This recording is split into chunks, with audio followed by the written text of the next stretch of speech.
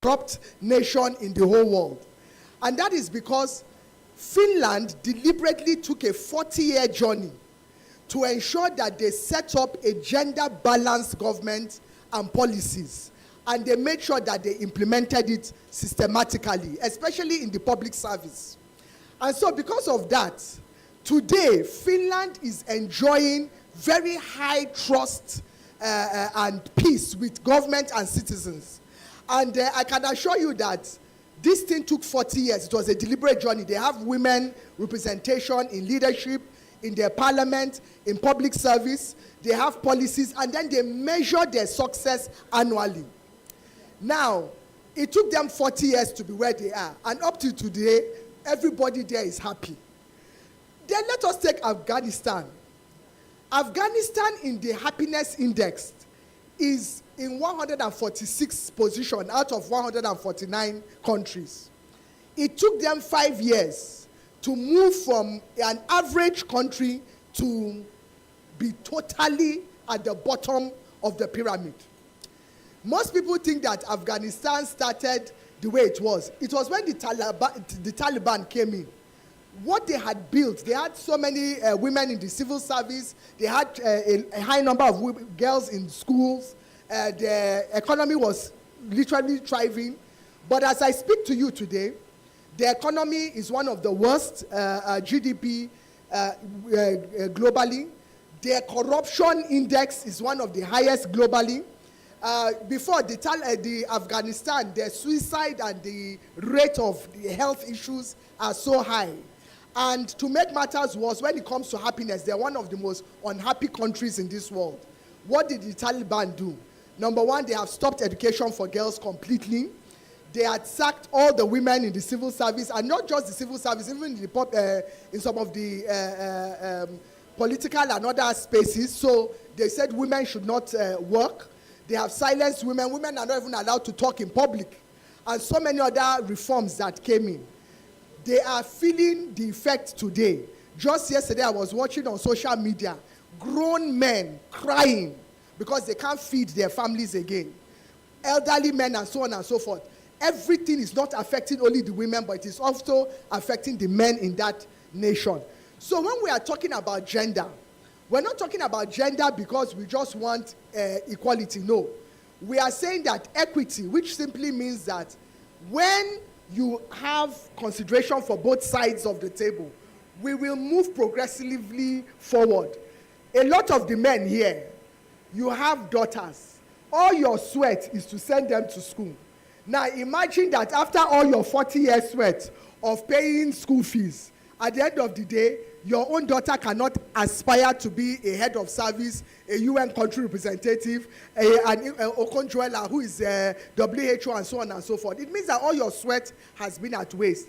So I just want to encourage both the men and the women that gender parity has a significant effect on the economic prosperity of a nation, on the happiness index of a nation, and just on the development and progress of a nation. So we shouldn't see it as just these people, women, they've come with their talk.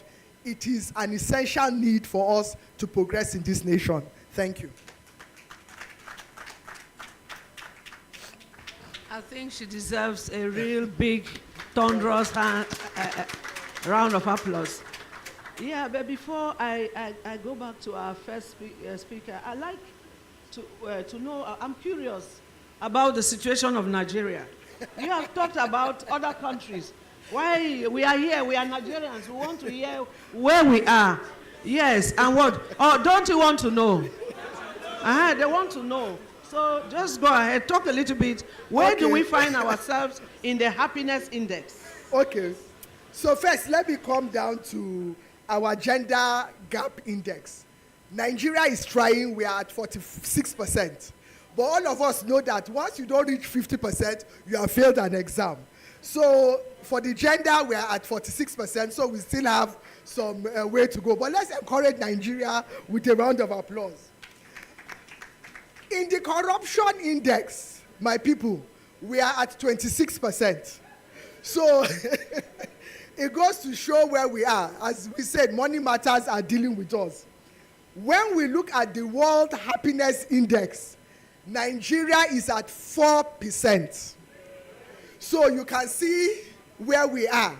That means that we have a lot of work to do, because 4% is very low. And I'm hoping that we can push that. Sorry, 40%, sorry, not 4%. The index is over 10, so we are at 4 over 10. And we all know that that is still failure. So we still have some work to do. We're trying, but we're not yet there.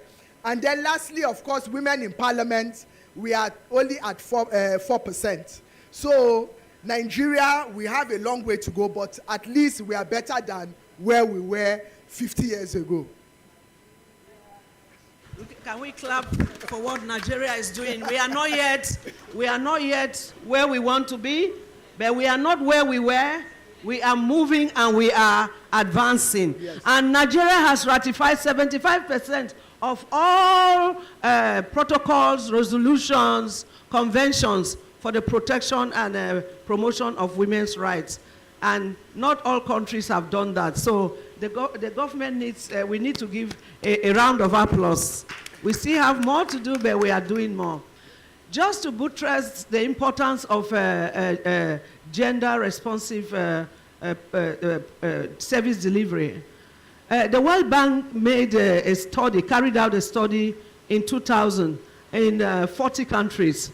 And the conclusion was that the countries that don't give attention to gender inequalities and women's empowerment, they know more poverty, more malnutrition, more deprivation, and even more deaths. So when we are talking about gender, we are not talking just because we want to help women. No, it is a national thing. It is a development strategy. It is for all of us. So thank you, Ms. Hansatu. Thank you. We are going to go back to our first speaker. We have heard what other countries are doing, what Nigeria is doing. Could you tell us what are those challenges? Because there are some people here who may develop some solutions. So what are those challenges we are facing in terms of making our public service real gender responsive?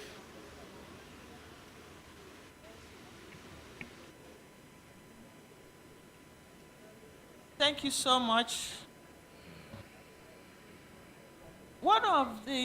This is a process that we have to go through, because gradually the number of ladies who are being recruited into the service is improving by the day. And also the openings also that are for ladies in the service to make sure that we grow up to the highest level of potential in the civil service. So the challenges that we have for now is still that of culture, in which some families still don't see the need for a girl child to go to school. Some families still do not see why a young lady should not be married under 18 years, and a host of other issues, such as being exposed to violence. Why? Because you are a girl child, so you cannot move in the night without somebody violating you. These issues are being tactically handled in the ministry, because we make sure that we preach this at every national council that we have, that going back to the state, the subnational and residual tiers of government, the state government should make it a priority to make a level playing ground for all children, be you boy or be you girl. In doing this, in the next 10, 15 years, I'm sure our antecedents and indices and parity equity in gender issues will really improve. And we are really working towards that to make sure that we have a resilient, sustainable development in gender issues. Thank you. Thank you, especially the fact that you brought the issue of subnational. So it's not just a topic where we discuss only in Abuja for some nice people, but it's also going to the subnational, which is very important because that's where we have the majority of the population. I think we should continue to clap for our speaker, who is actually bringing out key things that they are doing and the challenges that they have. And so I will go to our next speaker. What do you think? What kind of support? What kind of support?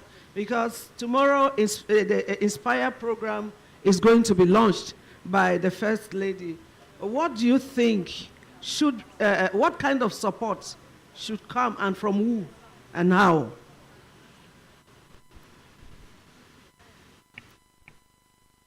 The support that we will need. Thank you for giving me a blank check. The support that we need. One, like I've earlier mentioned, we need capacity building. We need to know what is this gender all about and what does it entail.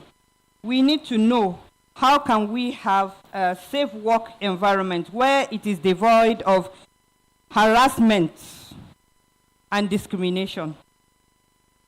We need funding, not just from the government, but counterpart funding coming from organizations like yours, that is a development partner. And then we need to ensure that what we're saying, we're not just talking, that we're walking the talk, that no gender is left behind, that no man, no woman is left behind in this quest for a responsive public service that looks at the gender in totality. Thank you. A round of applause.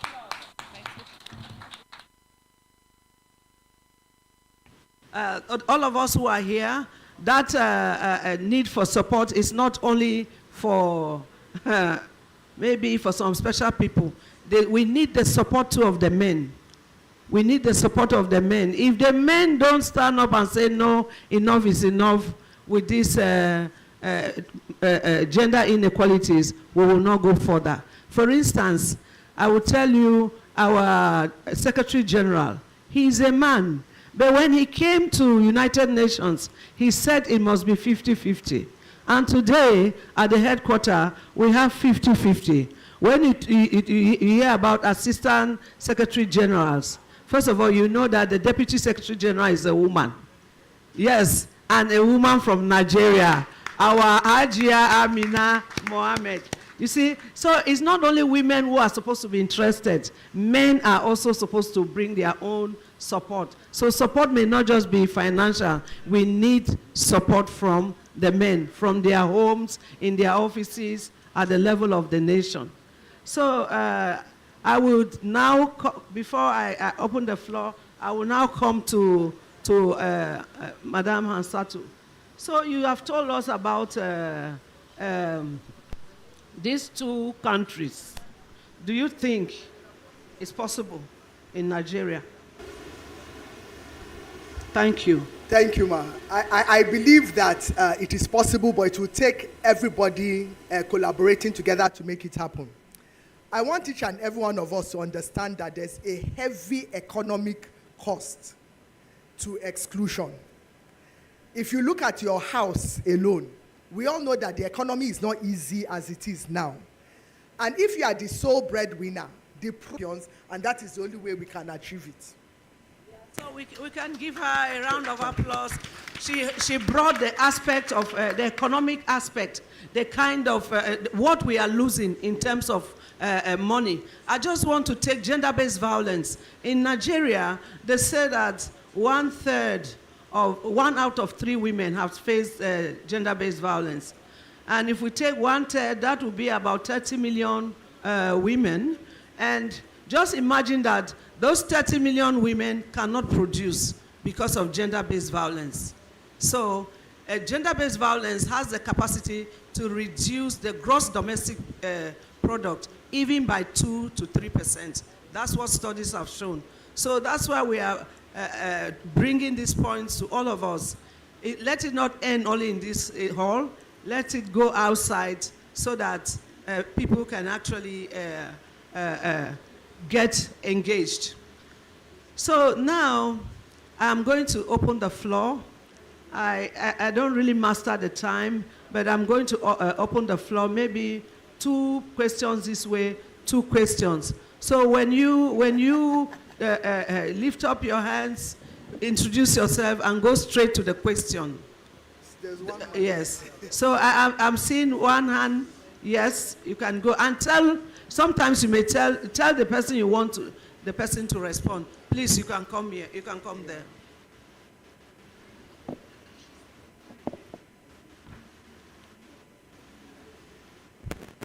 Oh, because this one is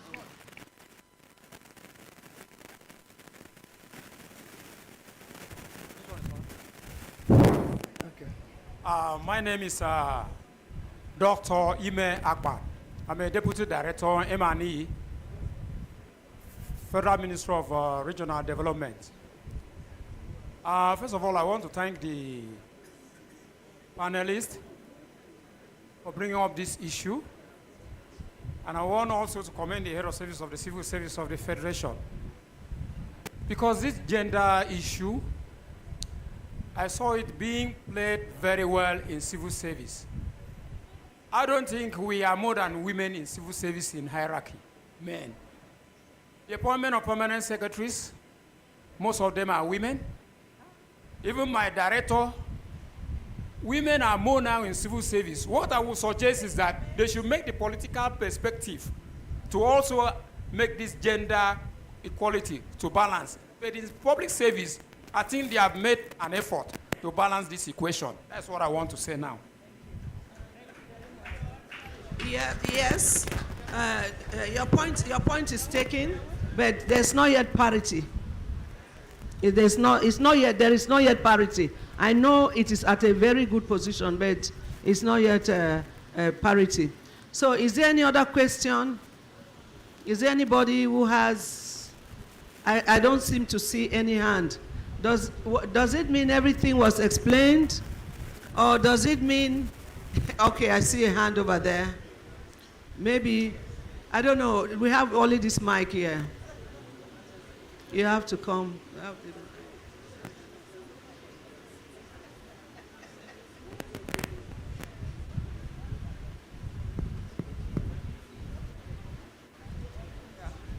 Good day, the panelists. And my name is Olabisi Aniso from Federal Ministry of Water Resources, and I'm an assistant director. And madam, let me say thank you for the good work the UN women are doing in Nigeria. Well recognized because I follow you people on social media. And I want to start from Madam Permanent Secretary, Women Affairs. You talk more about family while you were talking. But ma, I want your ministry to talk more about how the family will train good women, good men rather. If our young boys grow up to be good women, we have good family and good society. Because for us to live in a better society, we have to create a better society. And it starts from me and you. We talk about domestic violence, we talk about a lot of things. It's because they give more positive priority to men and put more pressure on girls. They have to tell them how to behave in society, how to talk, how to sit, how to do this and that, instead of them to teach them how to be themselves so they can unleash their potentials. And we are lacking it in this country. Even if you want to say something, no, I want to comment, I will arrive to the question, man. And you understand, the thing is just that a lot of potential on the ladies. Please, especially in the area of digital take-up, please, is very necessary. And more so on the issue of civil service. And one of the panelists talking about what they do in other countries, train people about gender.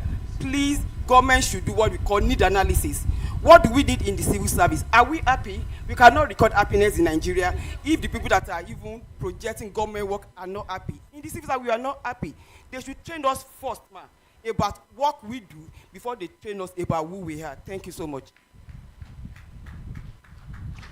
Okay, thank you.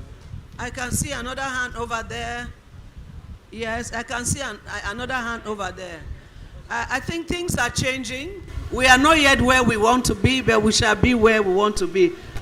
We have the mic only here, except your voice is very powerful. They have given a mic. Okay, if they have given a mic, fine. All right. Thank you very much. Thank you very much for the interesting panel discussion.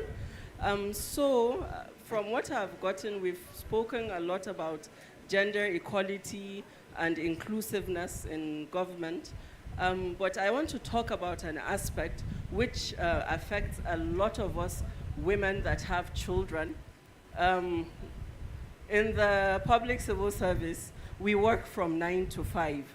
And when you have young children, there's a lot of strain on you, especially when you have children within an age that maybe they need caregivers. They're not in school yet, so there's sort of an imbalance.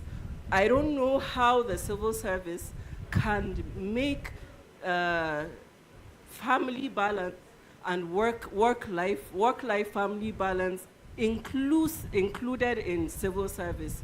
Let me give an example. I know there are some offices where you have crèche, where when you have very young children, babies, and you have to work, you can keep your children there, but they're very few. Is there a way it can just be passed into law that every government office is required to have a crèche, so that at least there will be some sort of comfort for mothers?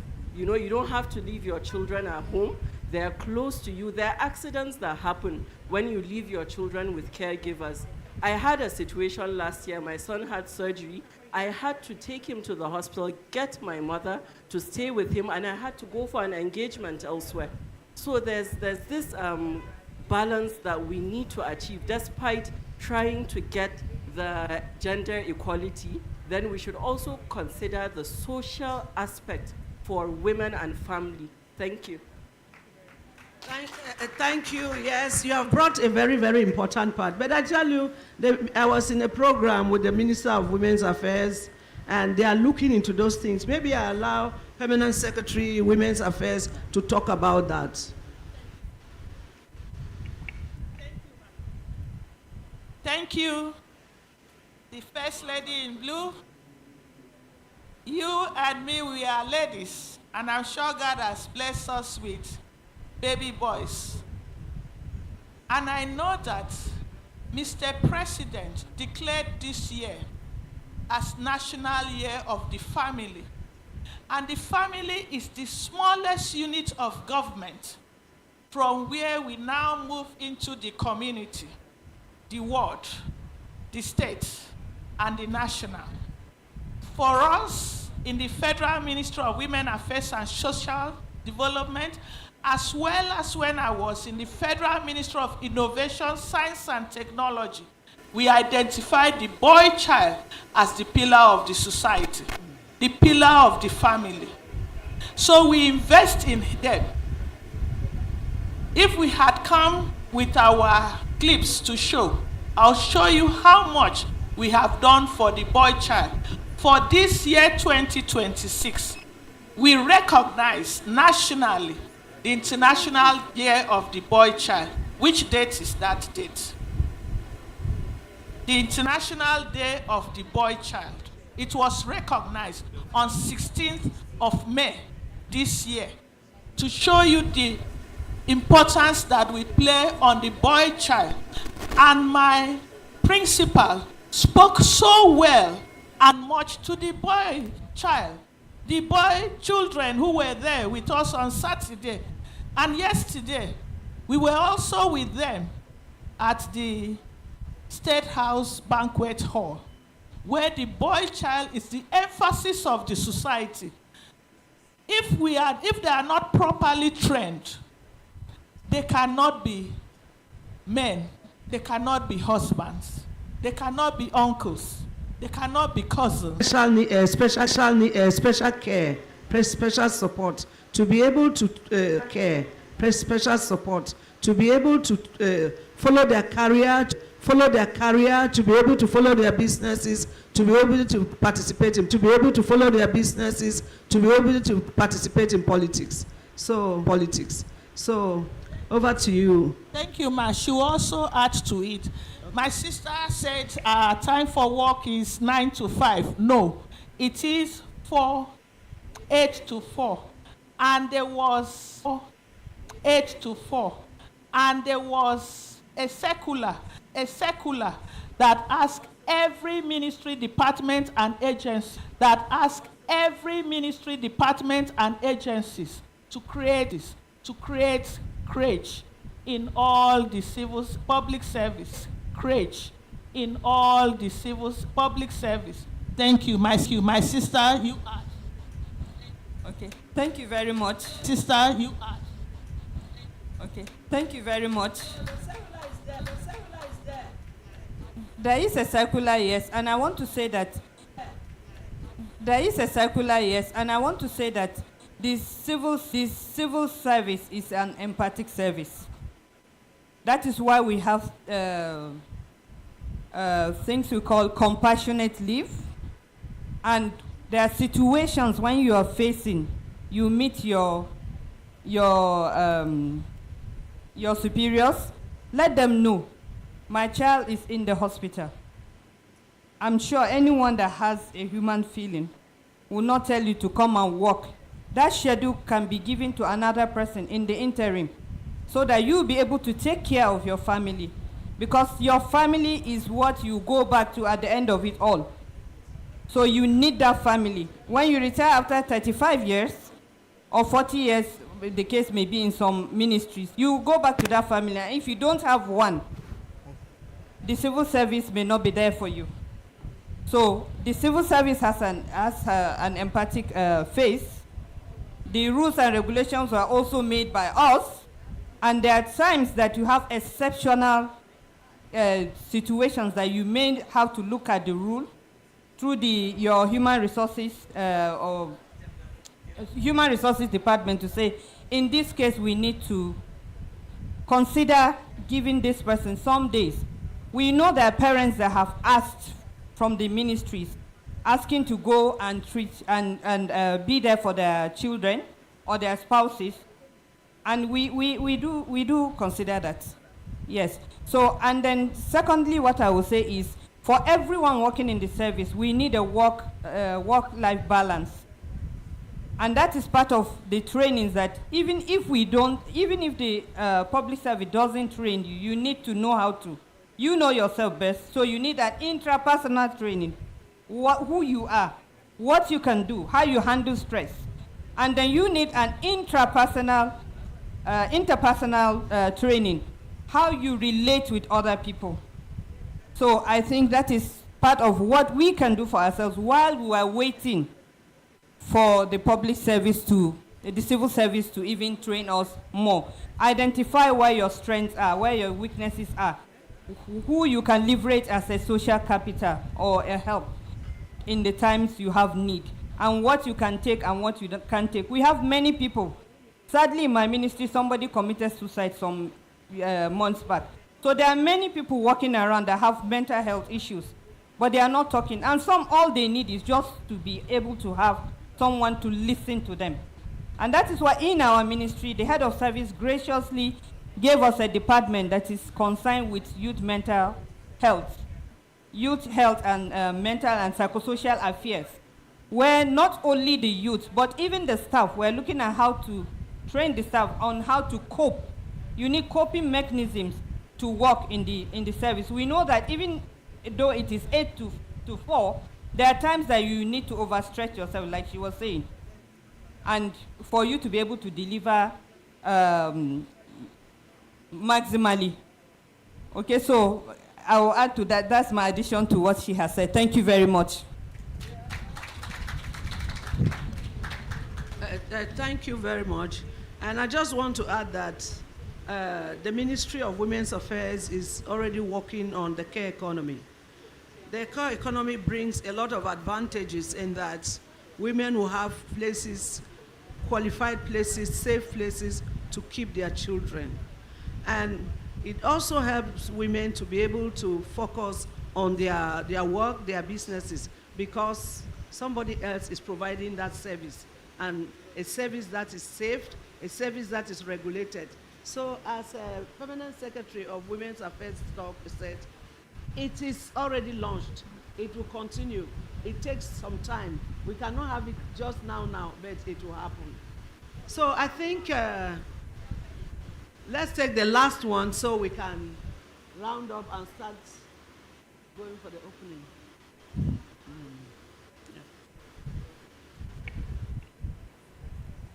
Good afternoon, our panelists and coordinator. My name is Rita Ofora. I'm DD with Federal Ministry of Water Resources. What I have to say is not a question, actually, it's a contribution. The Permanent Secretary of Women Affairs, she mentioned about toilets, that there are provisions of toilets. That got me thinking, because the knowledge I have of toilets, that toilet in my office, that the toilets we have in our offices, it keeps us to be on guard, you know, because the toilets in the offices are most, if you like now, take a cursory examination, this secretariat, this one, that one, the three of them. Do a cursory examination right now. You will find a majority of the rooms, especially the ones dedicated for the female, are locked. Most often they are locked. When you come to use them, they are locked. So it gets one thinking, what's the foundation of the reasoning for the locking? It comes from, I would say, from our toilet practices, because of the use of toilet and the state of the toilet to stay with. If you go to some countries, you don't find such things. You don't. You conveniently enter the toilet, you use it, restore it to how you found it, and then you leave. But here, they're always most often locked up. And that leads to the locking up. And then a visitor that comes, you will find that you are so pressed, you are going there looking for key. That is for those that are willing to give you key. Especially the women. Yeah, so please, this is the awareness that I wanted to create so that, I don't know how we will look into it in our various ministries. Thank you. It's a very important question. Women and the public toilets, not only in the ministry, sometimes it's difficult for women. So we have our permanent secretary for youth development who wants to respond to what our other sister was talking about. Thank you very much for your comments. Where I said we have started working, you notice the airport, you have toilets for these people with disability. And you have places where you can put your pads and the rest. Let me share an experience when I was with Federal Ministry of Special Duties and Intergovernmental Affairs. The whole of that building, the toilets were locked. And I met that situation, I think about, they have been like that for almost a year. So when women are menstruating, it's difficult to come to work. When even men want to go and they have to cross to the Eagle Square to come and pay some stipends to use the toilets. And I said, no, this is unacceptable. And we picked it up, and within a couple of weeks, the toilets were open, and they were very beautiful toilets. I'm sure the people that are in those ministries will mention it, very beautiful toilets, but they were open with the condition that the permanent secretaries are responsible for the toilets. So we were told, make sure you have 2 cleaners at every toilet at every given time of working hours, so that immediately it is used, whether it's male or female toilets, immediately it is used, it is cleaned up. That is one. Then 2, water should be available. So we had to buy water storage items. Some bought water tanks in the various ministries, some bought drums and the rest where water is being fetched and we can use it there. But toilet issues is all our personal issues. It starts from how do you handle your toilet at home.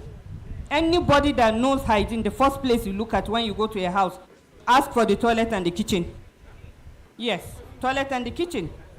Because if somebody is well grounded in what hygiene is and the importance of prevention of diseases, whether they are diarrhea and vomiting or this toilet infection that you soil the toilet seat. So, but you can have a simple training. If you're a man, please lift up the lid. If you're a woman, put it down and sit, but clean before you sit. I'm also seeing that in some airports, we have that, what you can use to clean, so that you can sit comfortably and use your toilet. And in some ministries, like Justice, I know they have beautiful toilets too. So we're beginning, like my sister mentioned, it's a long journey, but that journey starts from us as public servants, us as civil servants. Your responsibility is you use the toilet, use this responsibly. Clean it. If you meet the toilet dirty, please clean it. It doesn't take anything out of you. We are all responsible for our health. Because if one person has cholera, before you know it, everybody can get it.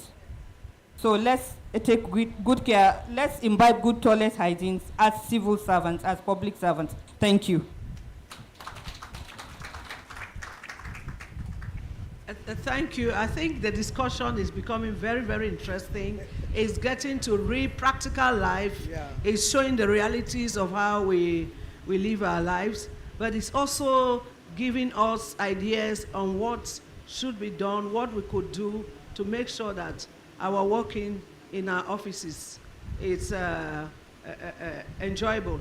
One thing I always tell my colleagues, I say, you spend more time, especially for us in the UN, we spend more time in the office with colleagues than with family members. Because by the time you leave work, you go home, you are tired, you will just sleep. You don't even have, you can't tell me that you sit up for 4 hours talking with your family people. But you spend 8 hours within your offices. So all of us, we have the responsibility to make sure that where we work is clean, is safe, is enjoyable, and is productive. So, Madam Hansatu, you have not spoken. You have been very quiet. Before we round it up, I would like, she says she has something she wants to talk about. Yes. Thank you so much, Ma. I just wanted to address the first, I think, Deputy Director that spoke about the women in leadership in the civil service. I just wanted to give you the statistics from the Office of the Head of Service on the current statistics as at 2026. So when you look at all the women in the civil service, you have just about 43.8%. Then when you look at the women that are from grade 15 to grade 17, altogether, they are 42%. So we still haven't even reached the 50% mark. So it may look as if a number of them are in leadership, but we're getting there. So we will commend that. Then the last thing I want to say is that I know that most men, 2021 to 2025 that culminated last year with the paperless developments in our civil service. Then for me personally,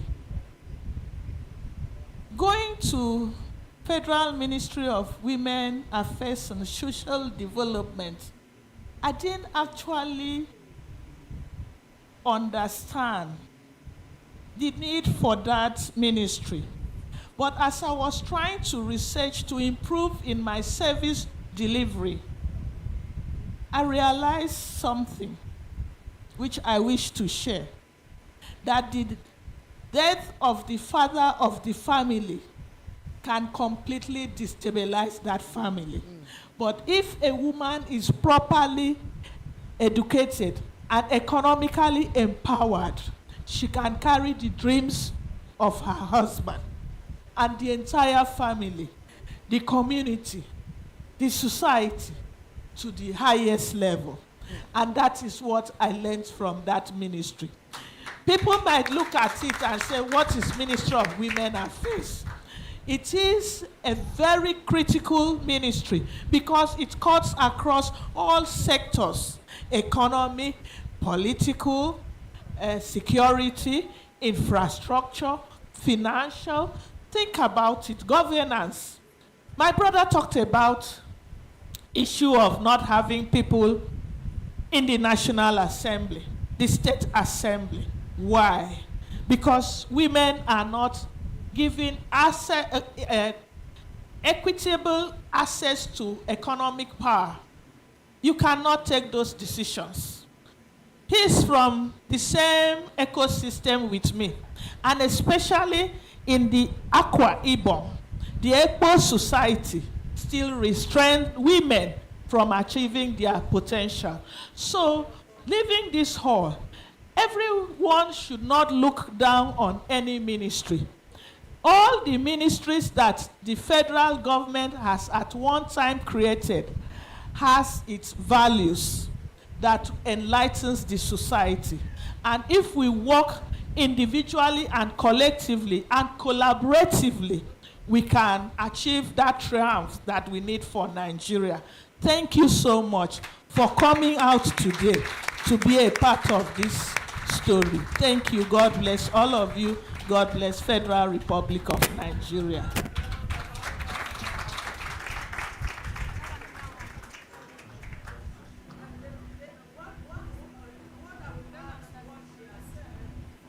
Is that experience has shown that it is the girls who take care of their fathers.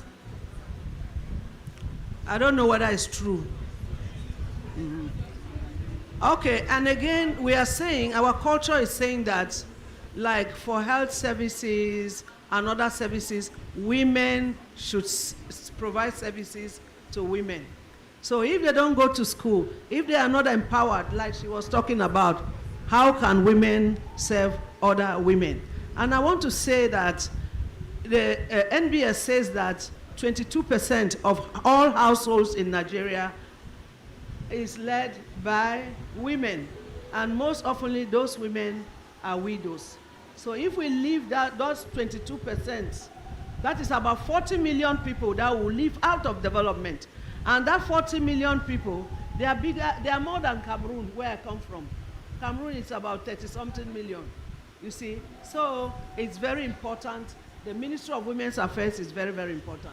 So we will have your last reflection before we go. Okay, last reflection. I want to say that gender is everyone's business, starting from the family and transcending to our offices at whatever level we are. And gender is everybody. And gender starts from us women, because we are the ones that groom the children, whether they are boys or girls. And gender also starts from the men, because there's a significant role the men also play in making sure that the children we're grooming are good children. And as the Ministry of Youth Development, you know we're 70% of the country. And that is, if roughly you look at it, we say we're 200 million. That means we have 170 young men and women. And most of them are even women. And if we don't train them well, they are the ones that will become the husbands and wife beaters. Why did I say husbands beaters? There are wives that beat up their husbands. I was in women affairs before. I've seen that. So it's not, gender violence is not just limited to the women alone. And gender violence does not stop just as beating. There are other ways. When you talk down on a person, it's violence.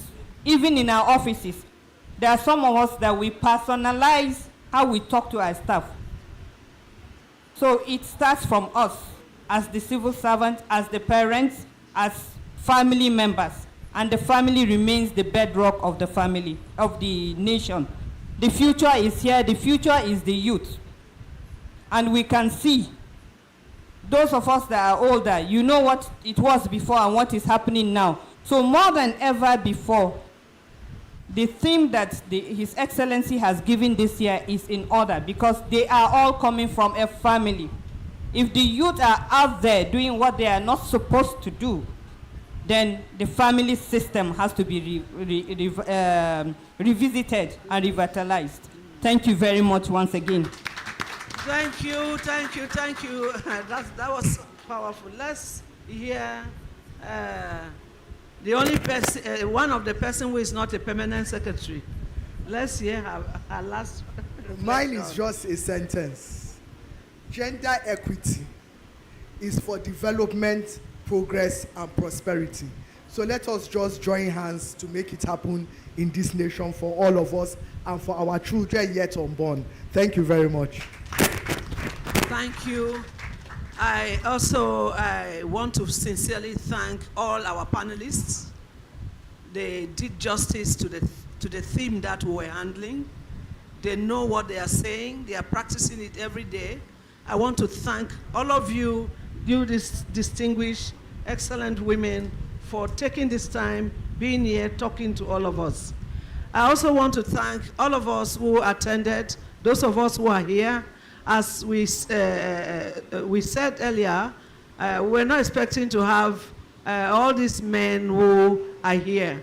I want to thank you, and I really celebrate all these men who sat with us, because they may say women were here because maybe it's their interest, but the men have once more shown that the gender is not just for women. Gender is a development strategy. It's a strategy for accelerating Africa's development.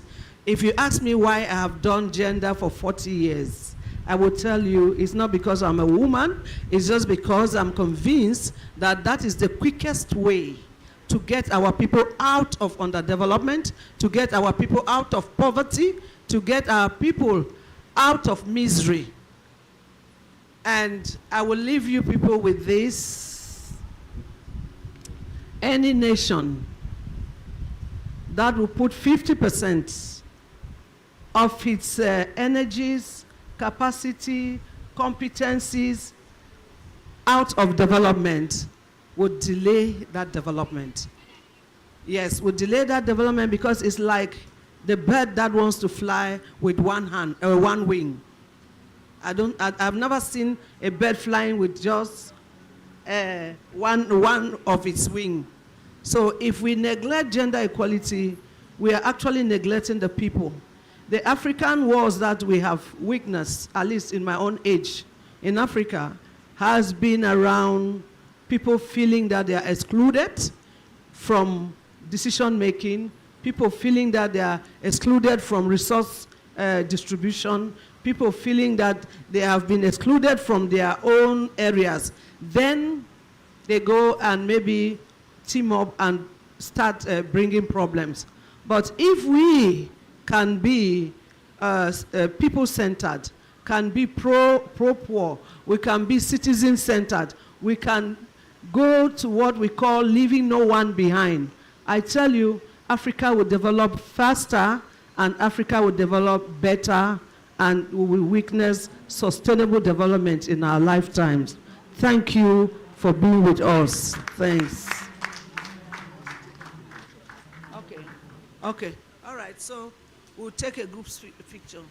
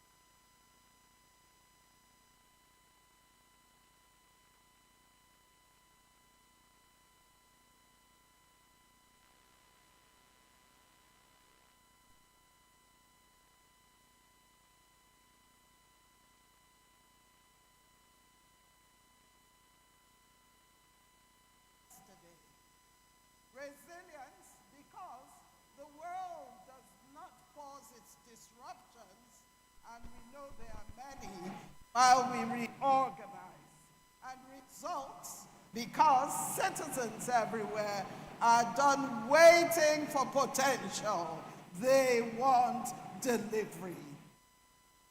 All 38 federal ministries and extra-ministerial departments in the Federal Civil Service digitalized their work processes ahead of the 31st of December deadline. And so now we are here to let you know that we have learned and we have results. Our ServiceWise GPT platform, an AI tool that helps civil servants navigate service rules and institutional knowledge, has recorded over 50,000 conversations. These are not vanity metrics. They are evidence that technology, when it solves real problems, gets adopted. These achievements should fill us with pride and motivate us to continue advancing. We are also deepening the conversation on responsible artificial intelligence in governance. Our position is clear. AI must expand human capacity, not replace human judgment. It must serve citizens, especially the most vulnerable, not simply those already well served. We could not have achieved these successes without the visionary leadership, strong support, and unwavering commitment of His Excellency, President Bola Ahmed Tinubu, GCFR, President and Commander-in-Chief of the Armed Forces of the Federal Republic of Nigeria.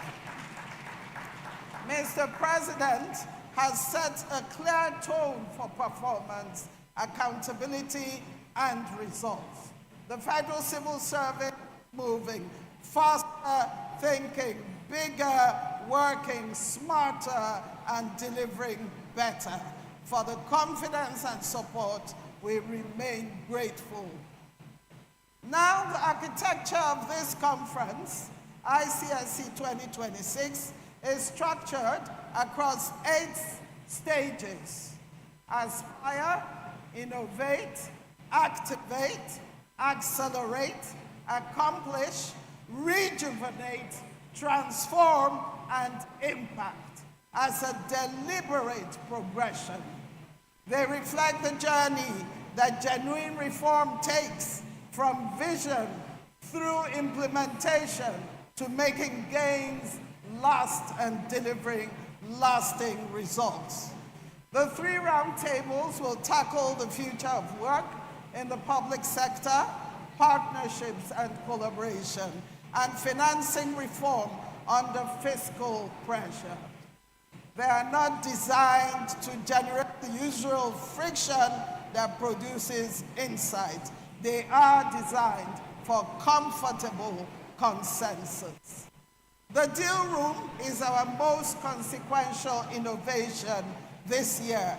Stakeholders will not merely discuss partnerships. They will formalize them with legal officers on hand to support the signing of memorandum of understanding. We want this conference to end with signatures, not just speeches. So your active engagement is essential to turn discussions into tangible commitments. To every delegate in this room, we have not invited you here to observe Nigeria. We have invited you to participate in a global conversation. Some of you have solved problems we are still working through.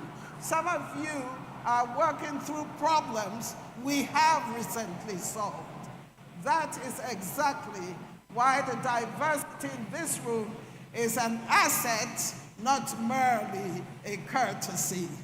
So I ask you to engage fully, visit the stages, participate actively in roundtables, and sign agreements in the deal room. When you leave Abuja, bring back one actionable commitment as a reform that remains in a conference notebook is a missed opportunity. Welcome to ICSC 2026. Welcome to Abuja. Welcome to the conversation that will help us build the civil services our citizens desire. Thank you.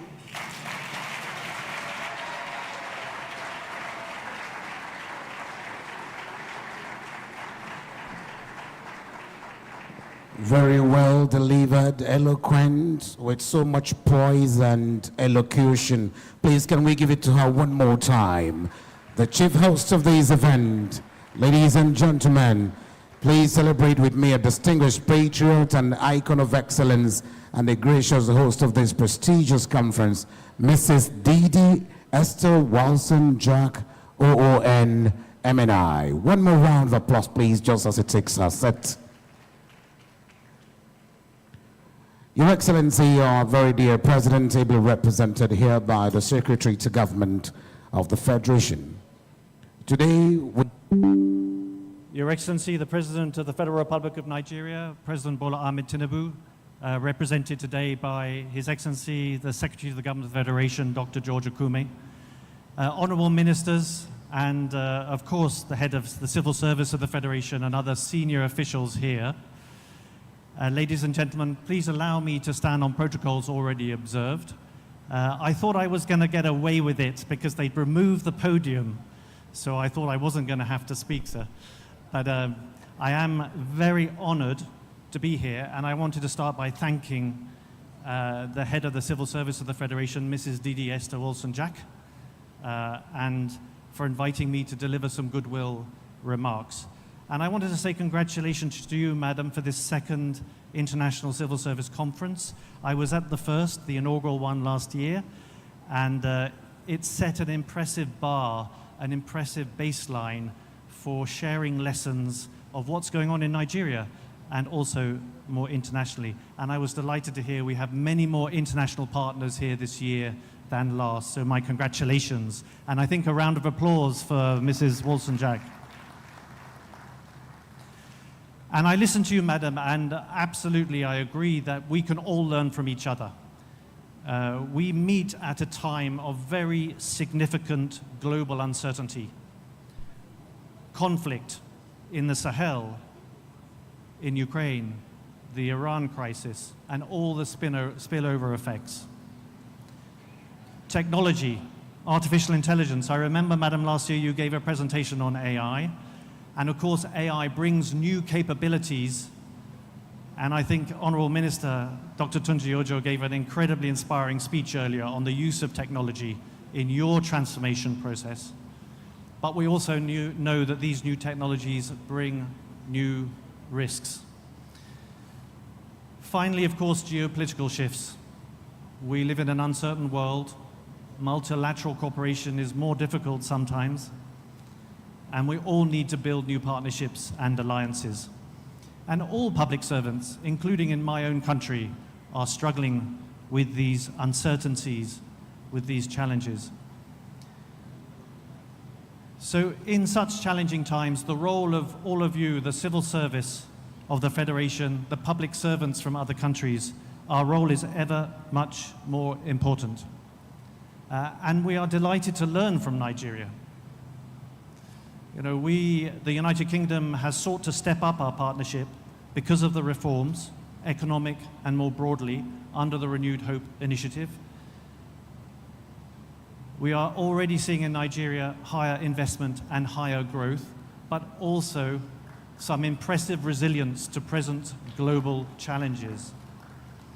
And for the UK, this has created a desire for us to step up our partnership, and we saw that when we signed a new strategic partnership in 2024, and we saw that in the recent state visit of His Excellency, the President to the United Kingdom, hosted by His Majesty the King.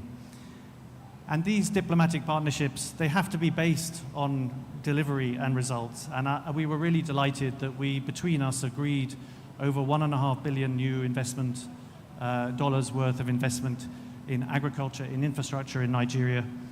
And of course, the state visit reaffirmed our long-term ties, our commitment, shared commitment to security, prosperity, and democracy. And of course, we harness the benefits of the amazing diasporas in both our countries that create the people-to-people links. But I would discourage, of course, any complacency in our relationship given the context of global uncertainties.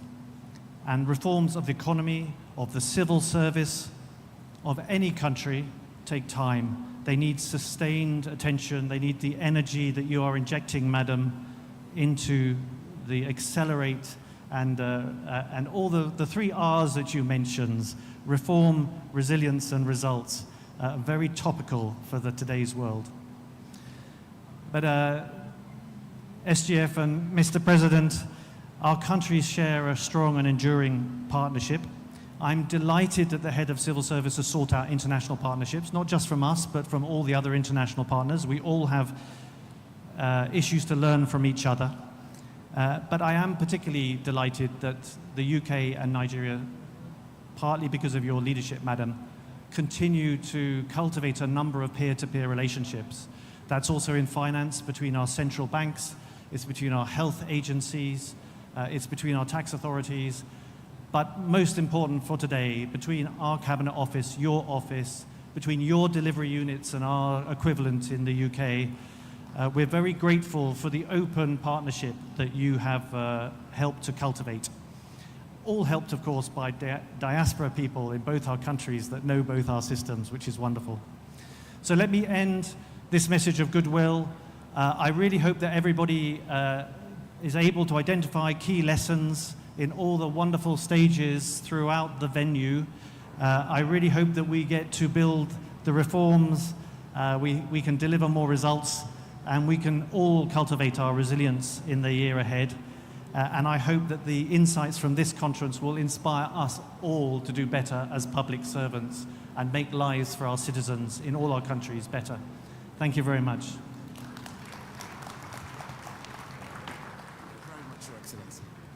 Thank you very much, Your Excellency. We appreciate you, and your presence here speaks volume to what we're doing here today. Please, can we give him another round of applause, please? In a nutshell, the civil service remains the bridge between government policies and the people's expectations, and that is what this conference is aimed at achieving. Another round of applause for the chief host for convening this program. Thank you very much, Mr. Andy. Your Excellencies, very distinguished ladies and gentlemen, to lead us further in telling the electrifying story of the International Civil Service Conference, please join me in welcoming the Muna Dance Academy troupe all the way from the Garden City of Port Harcourt, Rivers State, for their presentation.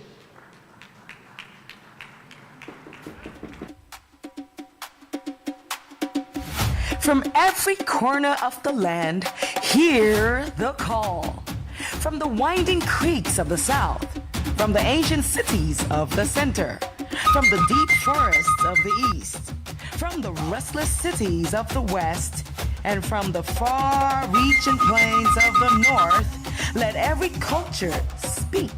Let every voice be heard as we welcome the hands that sustain a nation.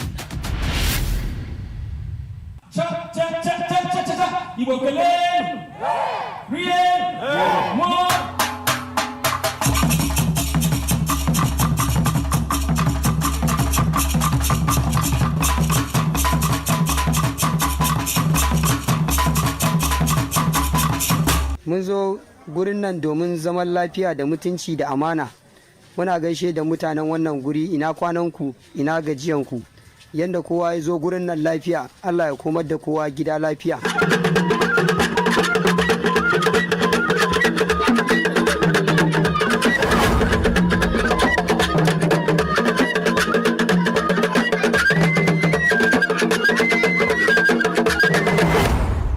Àwa ọmọ ilẹ̀ Yorùbá, a kí àwọn tó ń ṣiṣẹ́ fún ire gbogbo ènìyàn.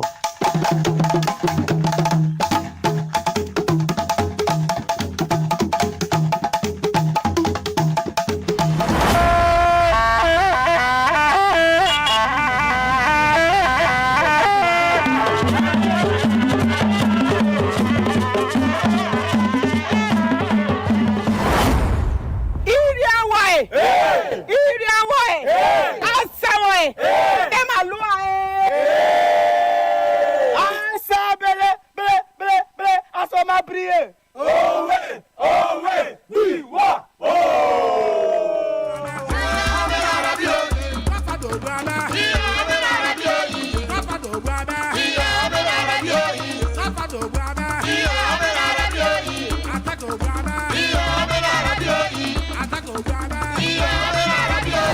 A nation stands because service never sleeps.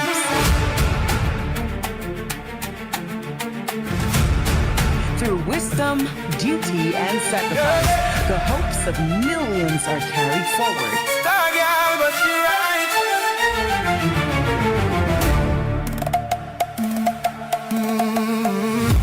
Today, cultures unite, nations gather, voices become one to honor service, to celebrate excellence, to shape the future together. Welcome to the force that sustains a nation. Welcome to the International Civil Service Conference 2026.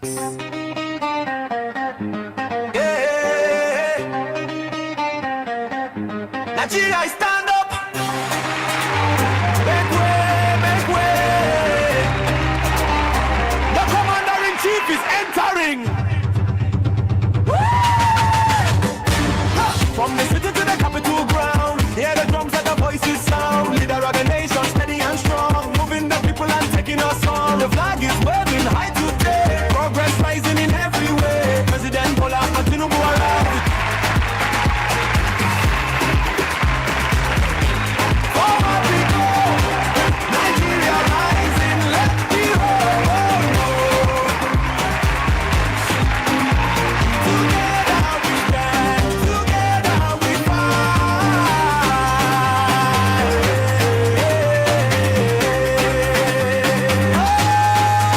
Now welcome with honor and dignity, a woman of grace and integrity, civil service leading with wisdom and grace, making impact across the nation's space. Visibility as the walls and back. Who and now we welcome you back. Strong in service, focus and bright, working for Nigeria's future life. Ladies and gentlemen, the applause is loud, the celebration is sweet, and the history has been written. A new service Move ahead, peace and progress everywhere spread. Commander-in-chief, the people rejoice. Nigeria united, we one strong. But beyond the titles, responsibility awaits.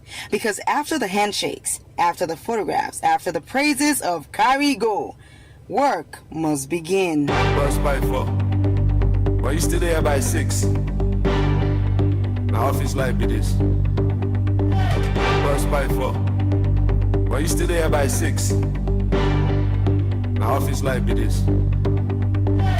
Bus by 4. Why you still there by 6? Now office life be this. Hey! Office people, where you there? If your file don't ever lost it. Hey! 2, 1, hey! Stamp am, sign am, move that file on the line. Stamp am, sign am, once they come adjust am. Stamp am, sign am, move that file on the line. Stamp am, sign am, once they come adjust am. File don't jam, clear bro. Everybody shift, overload.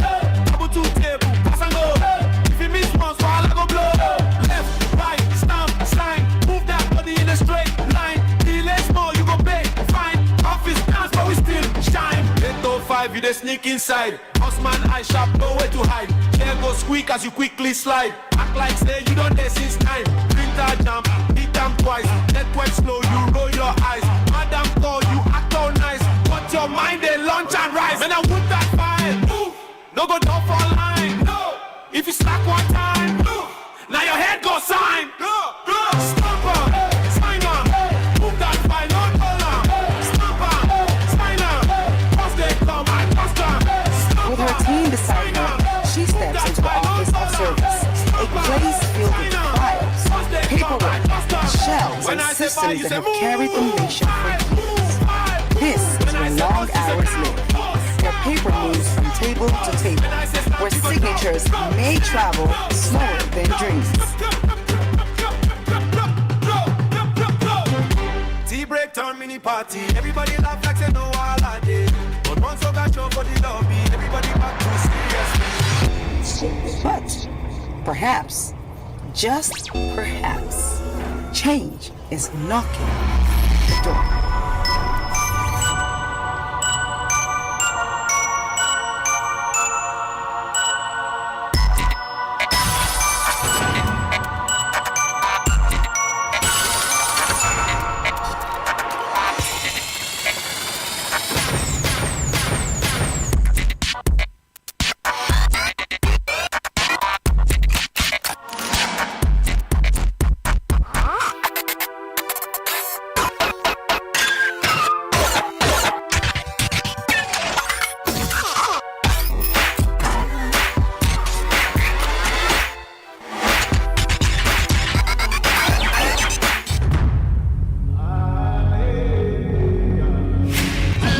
I want to ask, how do I apply for maternity leave as a civil servant?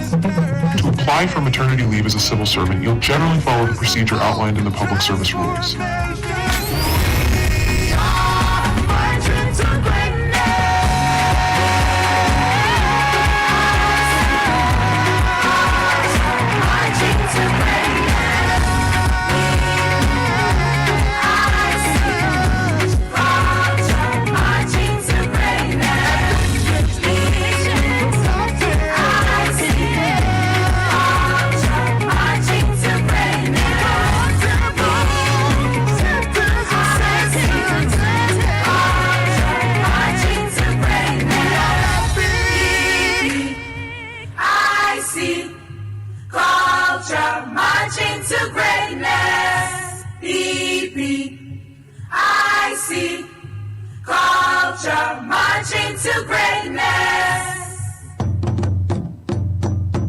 Nigeria is still becoming, still reaching toward the version of itself it has always imagined.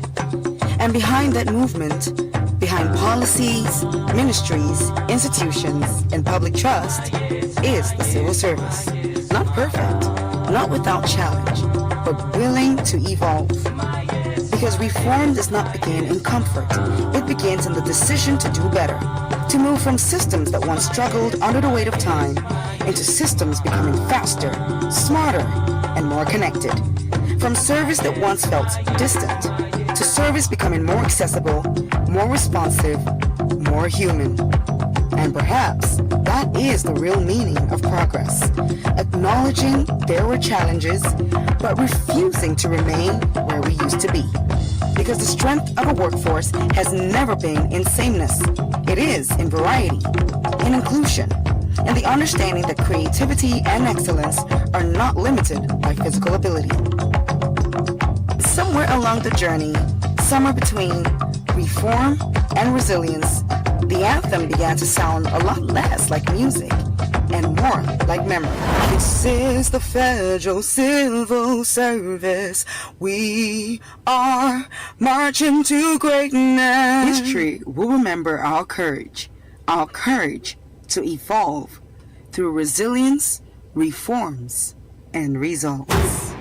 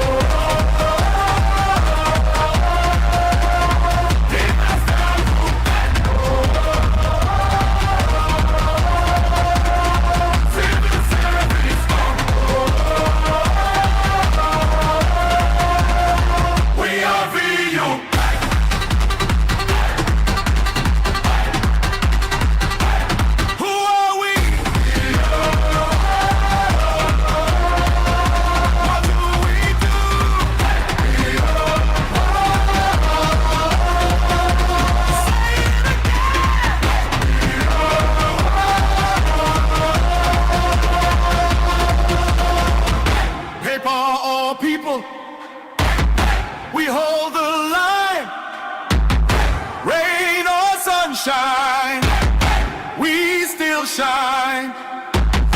Pressure they come, we know they fall, Together we stand, stronger for all. Honor, duty, service, pride, now we take it to the sky. We rise as one, hearts on fire.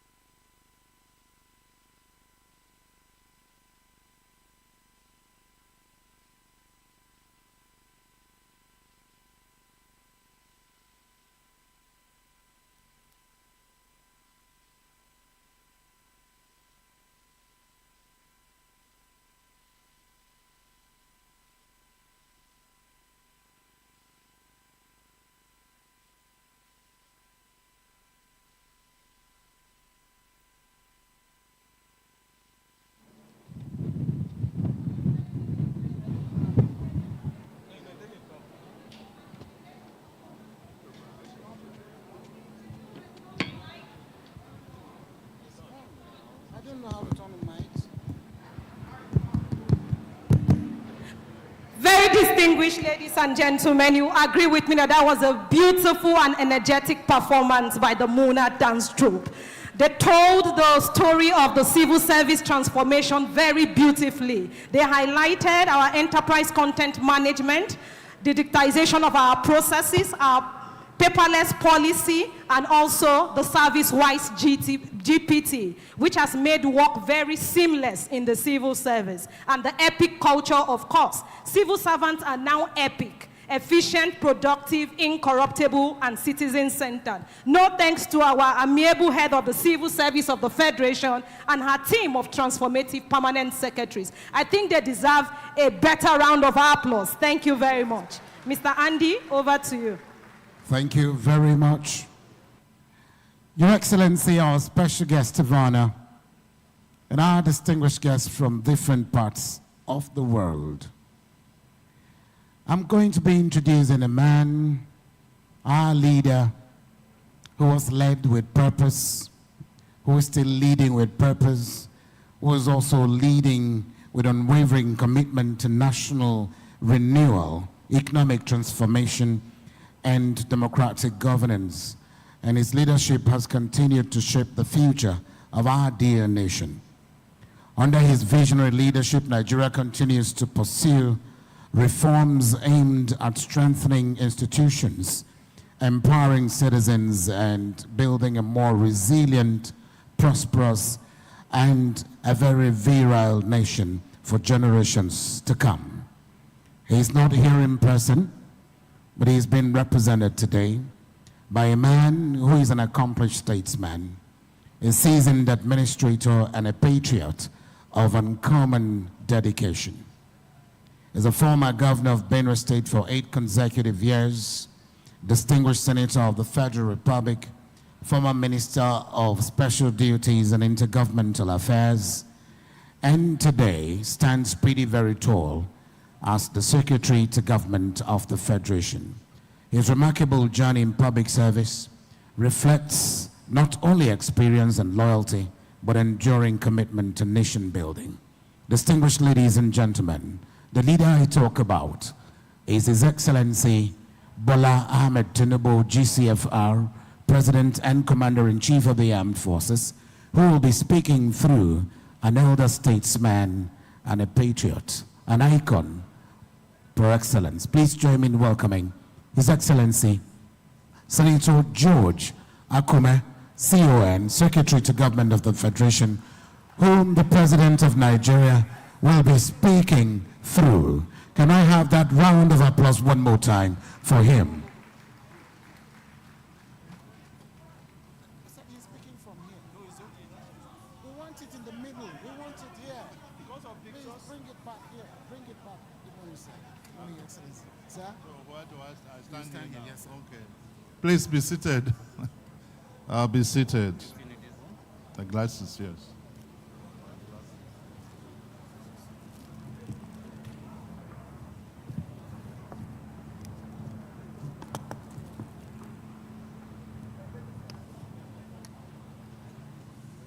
Your Excellencies, distinguished ladies and gentlemen, I stand proxy for my boss, the President, His Excellency Bola Ahmed Tinubu, CCON. He's not here because of other commitments outside of Abuja, but you know he loves the service. Permit me to proceed with his statement to this beautiful occasion.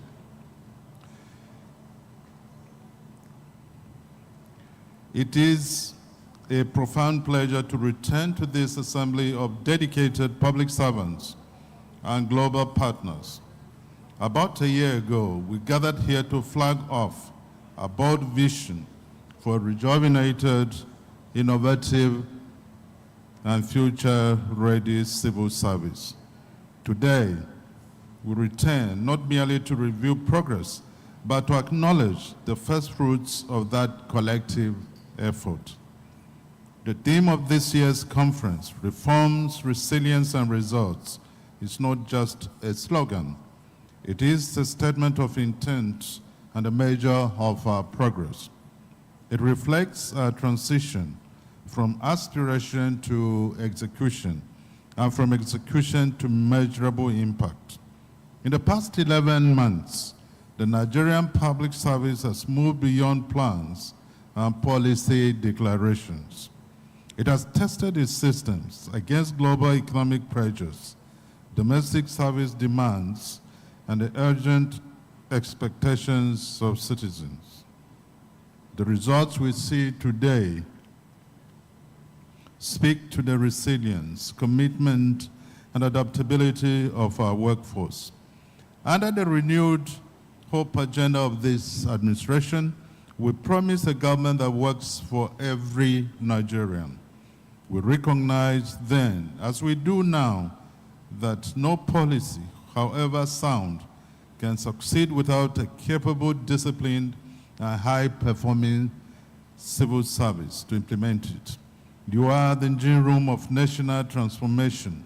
Today, that engine is becoming faster, smarter, more accountable, and more responsive to the needs of our people. When we spoke of digitalization in 2025, some may have considered it an ambition for the distant future. Today, with 38 ministries and extra ministerial departments operating on a secure, paperless, and end-to-end electronic workflow system, we are sending a clear message that Nigeria is building a public service that enables progress. Our bureaucracy must no longer be seen as a bottleneck. It must serve as a bridge to efficiency, investment, innovation, and inclusive growth. This digital leap is being reinforced by the personnel audit and skills gap analysis, which I authorized during the last conference and which is now nearing completion.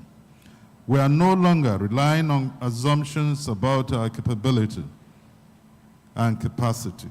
We are measuring it. We are identifying gaps, strengthening competencies, and ensuring that the right people are placed in the right roles, equipped with the digital skills required for 21st century governance.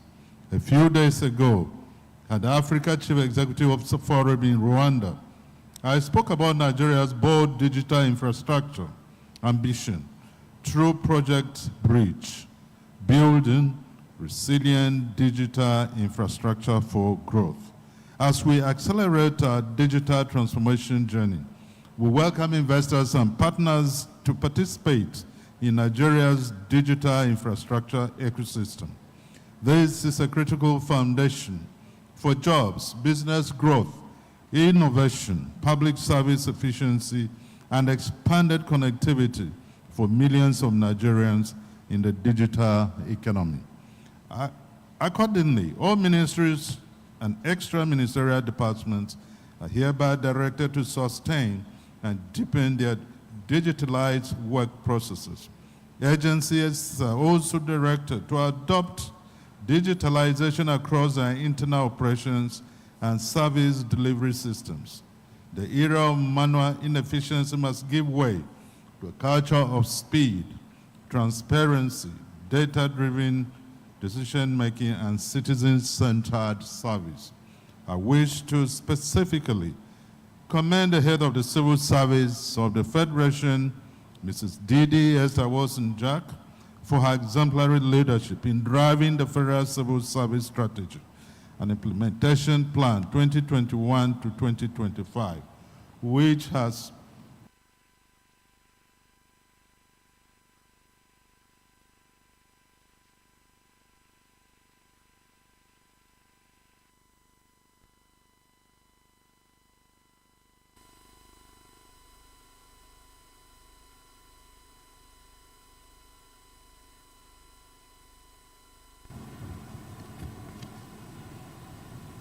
yielded significant results.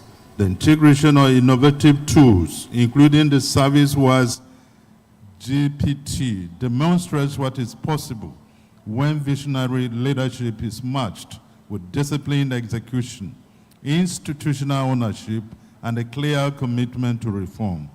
I also commend the collective efforts of our ministries, extra-ministerial departments, and agencies. Through sustained internal collaboration, Nigeria's public service transformation journey has continued to gain momentum. A shared commitment to governance reforms, institutional strengthening, and improved service delivery is positioning the country as an emerging benchmark for public service reform on the continent and beyond. To our international partners from Africa and across the world, I thank you for your continued collaboration. Your insights, reform experience, and technical support have strengthened our transformation journey. Nigeria is reforming with confidence, not only to meet domestic expectations, but also to contribute meaningfully to regional and global standards in public service excellence. This conference must therefore serve as a results laboratory. It must challenge us to ask hard questions. How do we make reform irreversible? How do we strengthen accountability? How do we ensure that technology improves service delivery and not merely internal processes? How do we build institutions that endure beyond personalities and political cycles? We must institutionalize resilience so that the progress of today becomes the standard of tomorrow. The world is watching Nigeria. More importantly, Nigerians are expecting results. Our responsibility is to justify their confidence by building a civil service that is efficient, ethical, professional, innovative, and firmly committed to national development. Before I conclude this statement, I want to welcome you all once again, particularly members of the National Assembly, the honorable ministers, the head of service of the Federation of Nigeria, Didi Jack, and her counterparts from across the world. You are sincerely welcome. We also welcome members of the diplomatic corps, especially the UK envoy to our country, Richard Montgomery, and his Cuban counterpart, the chairman, Civil Service Commission, the chairman, Ike Imukede Foundation, permanent secretaries, top public servants, distinguished ladies and gentlemen who are all here to participate at this very important occasion. It is therefore, on this note, it is my honor to declare the International Civil Service Conference 2026 open. I look forward to the reform actions, measurable commitments, and practical outcomes that will emerge from your deliberations. God bless the Federal Republic of Nigeria. Thank you all.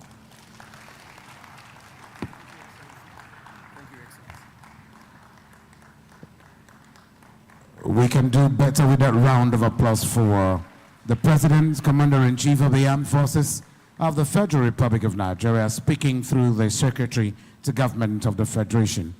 Thank you very much.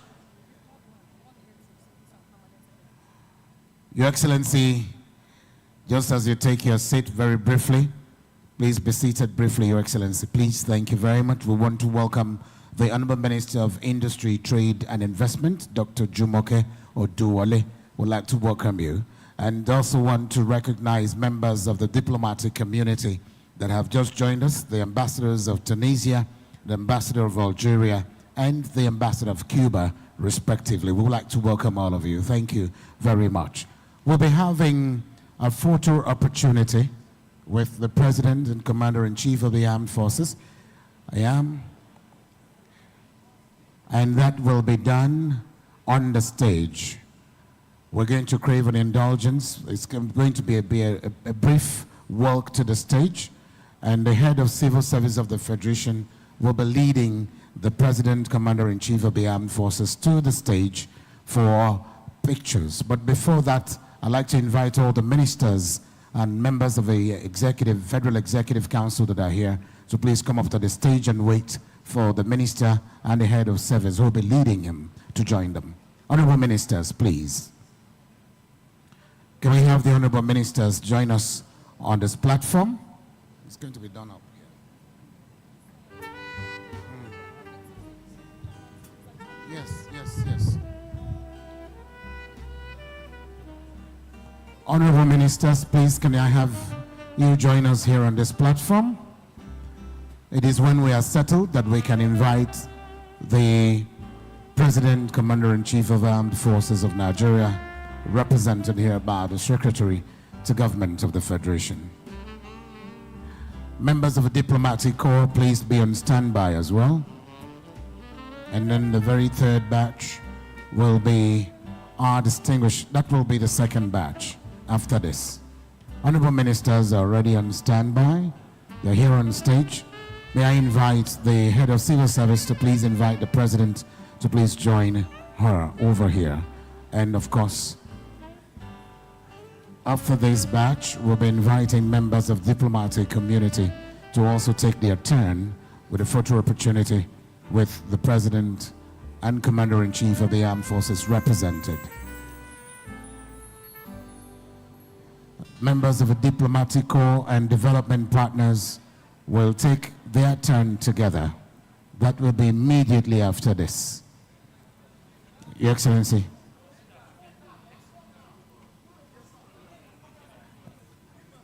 Please, photographers, we need to do this with some dispatch so we can go back to plenary and our technical sessions.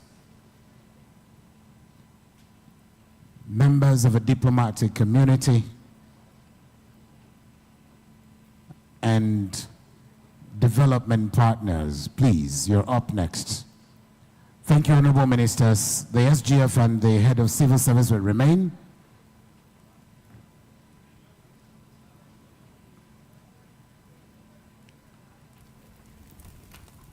Mr. Richard Montgomery.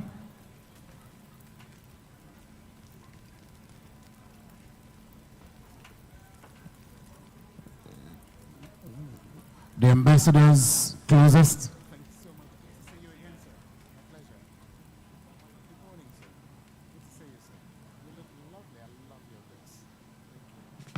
All right, please, let's take our turn.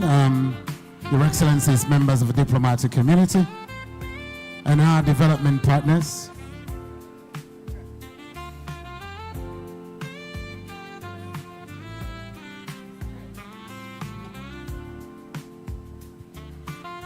Please, let's get up close and personal. Let's get up close so that the pictures, oh yes, please, thank you.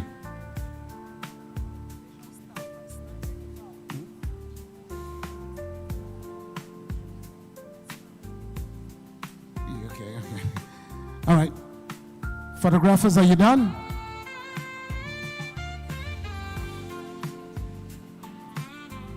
Thank you. Thank you very much, members of the diplomatic community. You may excuse us now as we allow the head of service to remain with the president's representative as we invite former head of civil service of the Federation and the permanent secretaries to please come up and take their turn. Federal permanent secretaries and heads of services from the 36 states and FCT. We might have to break that in 2 batches as well. Heads of service of countries, not the state heads of services yet. Heads of service of countries and heads of services from the 36 states and the FCT. Heads of service from the various visiting countries, participating countries, and heads of services from the states will be next after the permanent secretaries.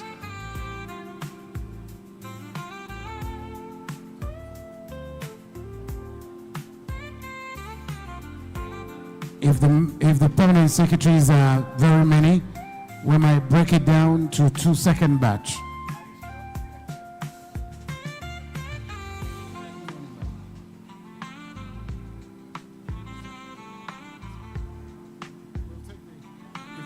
Ghana? Okay.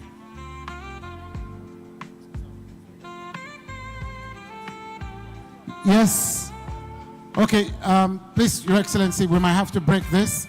Can we break this into 2 batches, please? Because so many of you don't have a position right now. Can I do this? Do me a favor? Thank you. Those of you from here, just stand down. You can join. So you're tall enough, but from...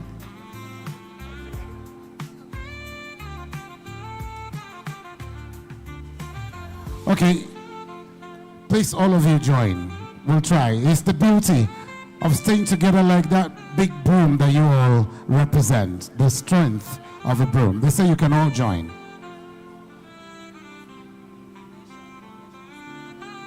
You can do ovation stand, standing sideways. Stand sideways and then look at the cameras. Yes, ma'am. Stand sideways at that end. Hello, sir. Stand sideways and then you look at the cameras. And if you are exiting the stage, please use the other side of the stage, the other stairway.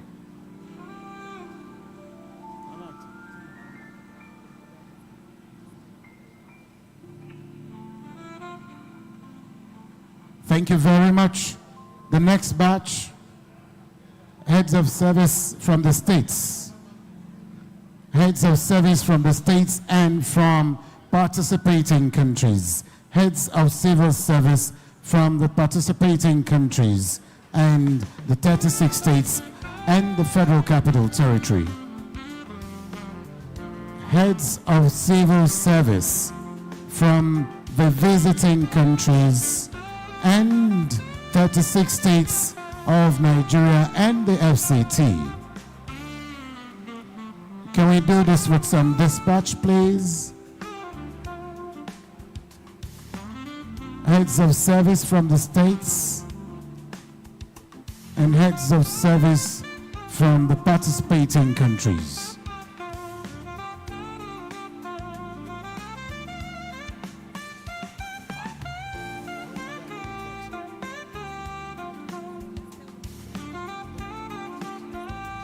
Directors Generals, Executive Secretaries, MDs and CEOs of government parastatals, please be on standby for the next batch of photograph.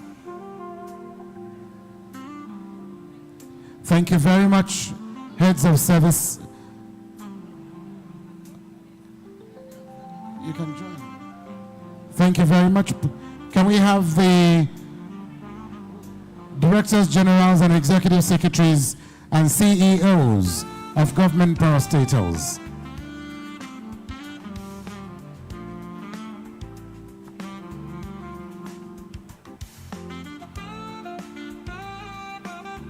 CG Immigrations, CG Correctional Service, CG Civil Defense, and representative of the police can join. Executive Secretaries and Directors Generals of parastatals, departments and agencies of government.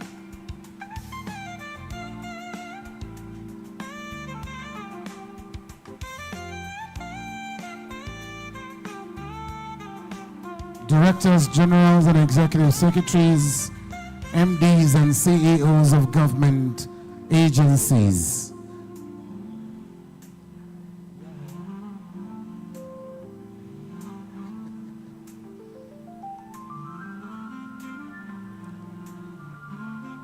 Thank you very much. We mentioned heads of paramilitary organizations, Commandant General Civil Defense, Controller General of Nigerian Immigration Service, Kemi Nana Nandap, CG Customs is here. Please, ma'am, CG Immigrations, ma'am, we're inviting you to join the head of service and the president for a photograph.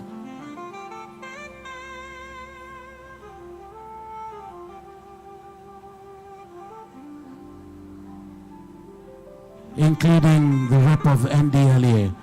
Hold on please briefly for the CG Immigrations.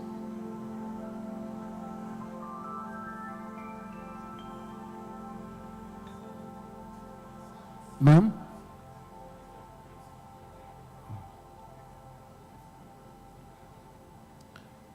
All right. And then if the head of civil service, as magnanimous as she is, would allow the two masters of ceremony, the three of us, including Stephanie, join you for a photograph. Thank you very much. Thank you, ma'am.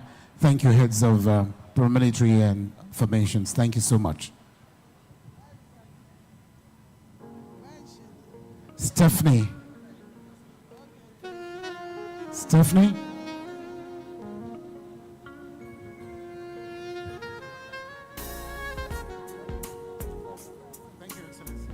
Thank you very much, Your Excellency. Oh, Stephanie is here at last.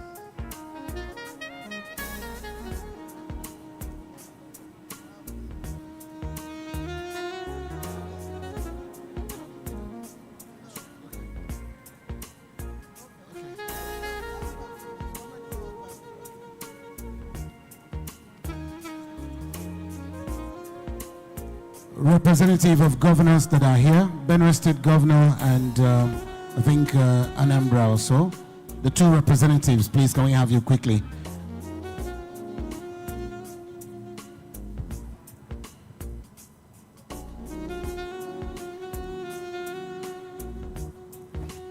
Thank you very much. Representative of the Governor of Benue State and I think was that an Anambra. Can we have you quickly? But if you're here alone, then you're just the luckiest, please. On this side of the SGF, so it will be balanced. Thank you very much. Thank you. Thank you.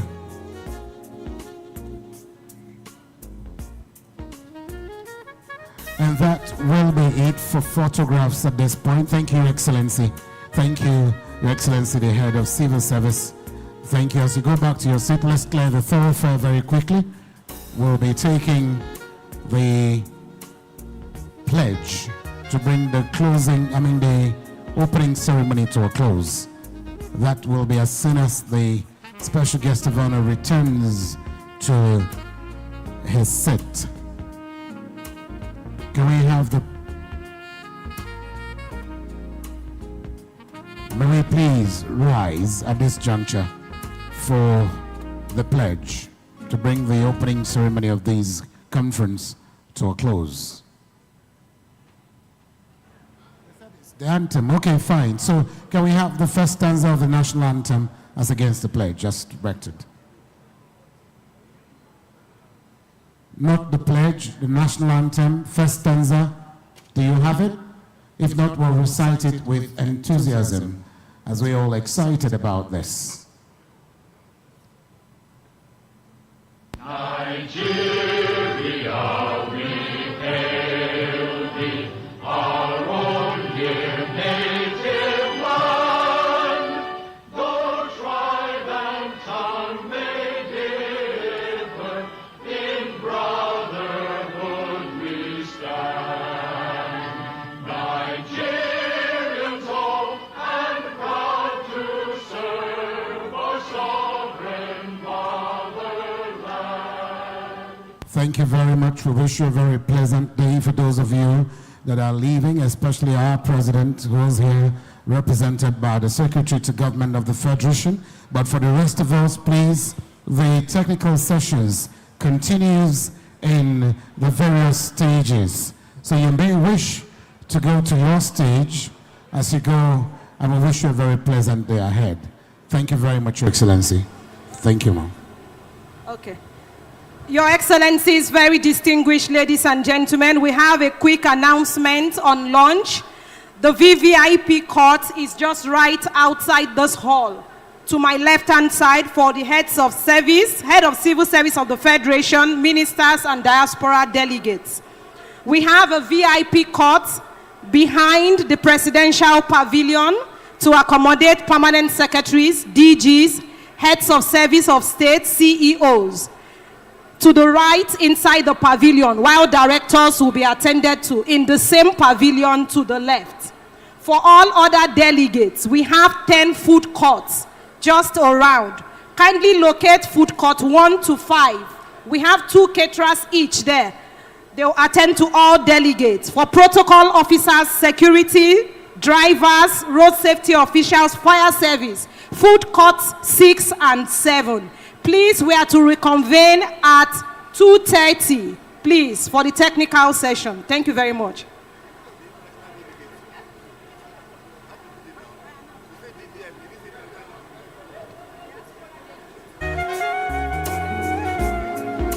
Please, the VVIP is just to my left. For the head of the Civil Service of the Federation, ministers, and international delegates, please. Thank you.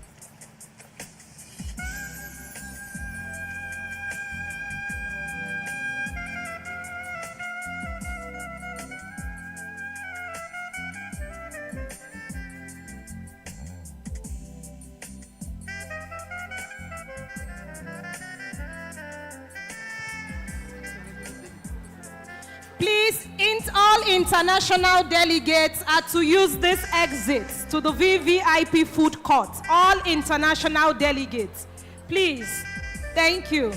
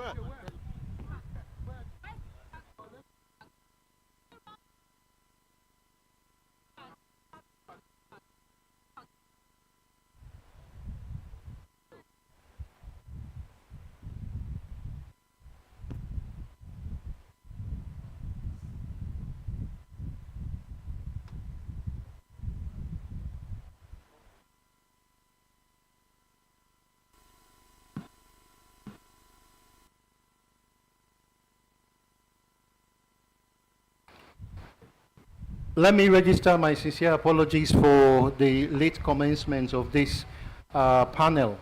My name is Dr. Paul Toure from the United Nations Development Program. I'm a governance expert. I will be your moderator for this session. With me here on the podium is our distinguished panel who would be helping us drive this discussion forward and in giving us insight into how mechanisms by which reforms, development programs are delivered, and the different strategies that have been used to ensure that momentum is sustained, but that also the process is iterative and provide an opportunity for learning as you move along. Yeah, so to begin with, on the podium here with me, I have Mr. Farouk Yusuf Yabo. Just wave to the crowd. May kindly join us in giving a round of applause for each of our panelists as they are announced. Next, we have Dr. John Chidibere Eziamama. And then lastly, we have Mr. David Adejo Andrew. You see, in the development space, over the years, different institutions have developed different strategies by which they are able to not just initiate, manage processes that lead for different development outcomes.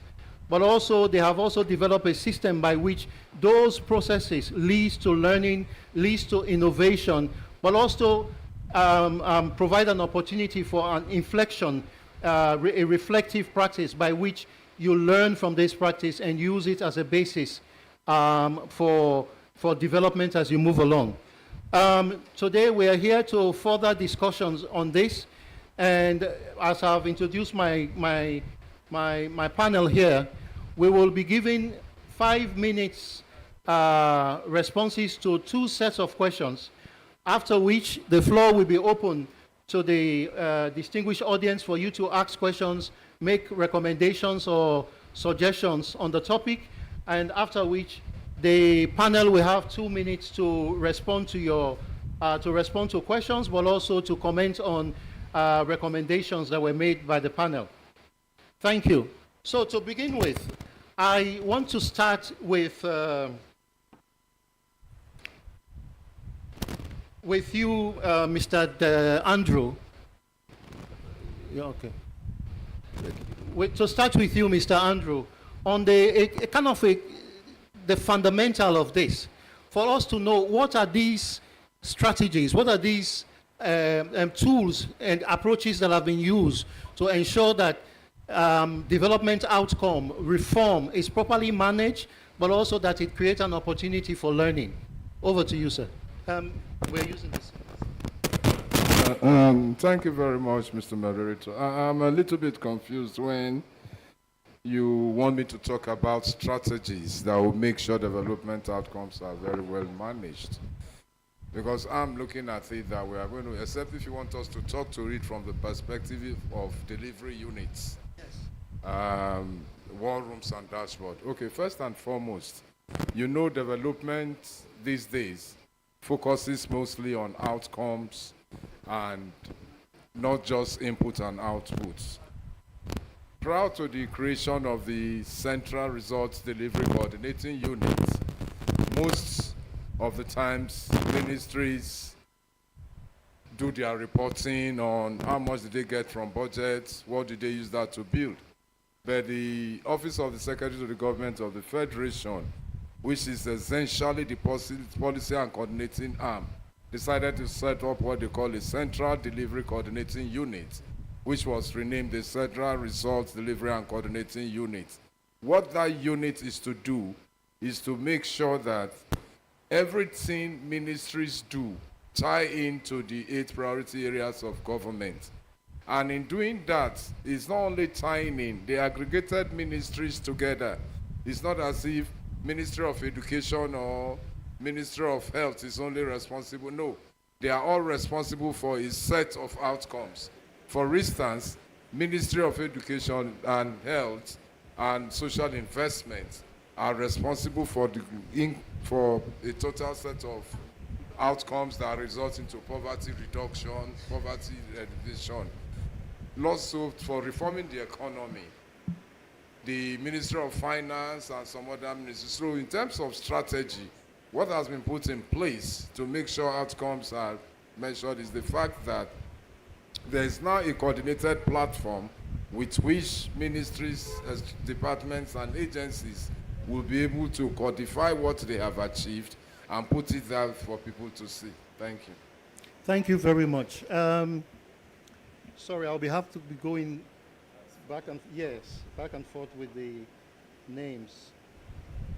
Mr. Farouk, could you kindly give us your perspective on the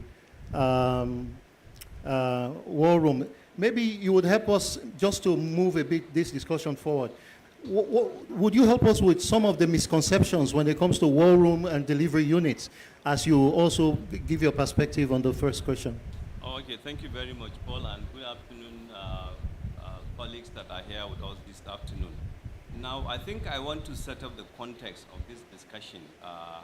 You see, there is this popular saying that resources does not transform governments, but the institution sets to manage those resources do. And that simply speaks to the fact that no matter what kind of resource you have, the ability to make service better for the citizens is an entirely different ballgame, and that's where institution comes in, vision, strategy, and the tools that you use to do what is expected by the citizens. And I think that is where both delivery units, war rooms, and dashboards comes around. Yes.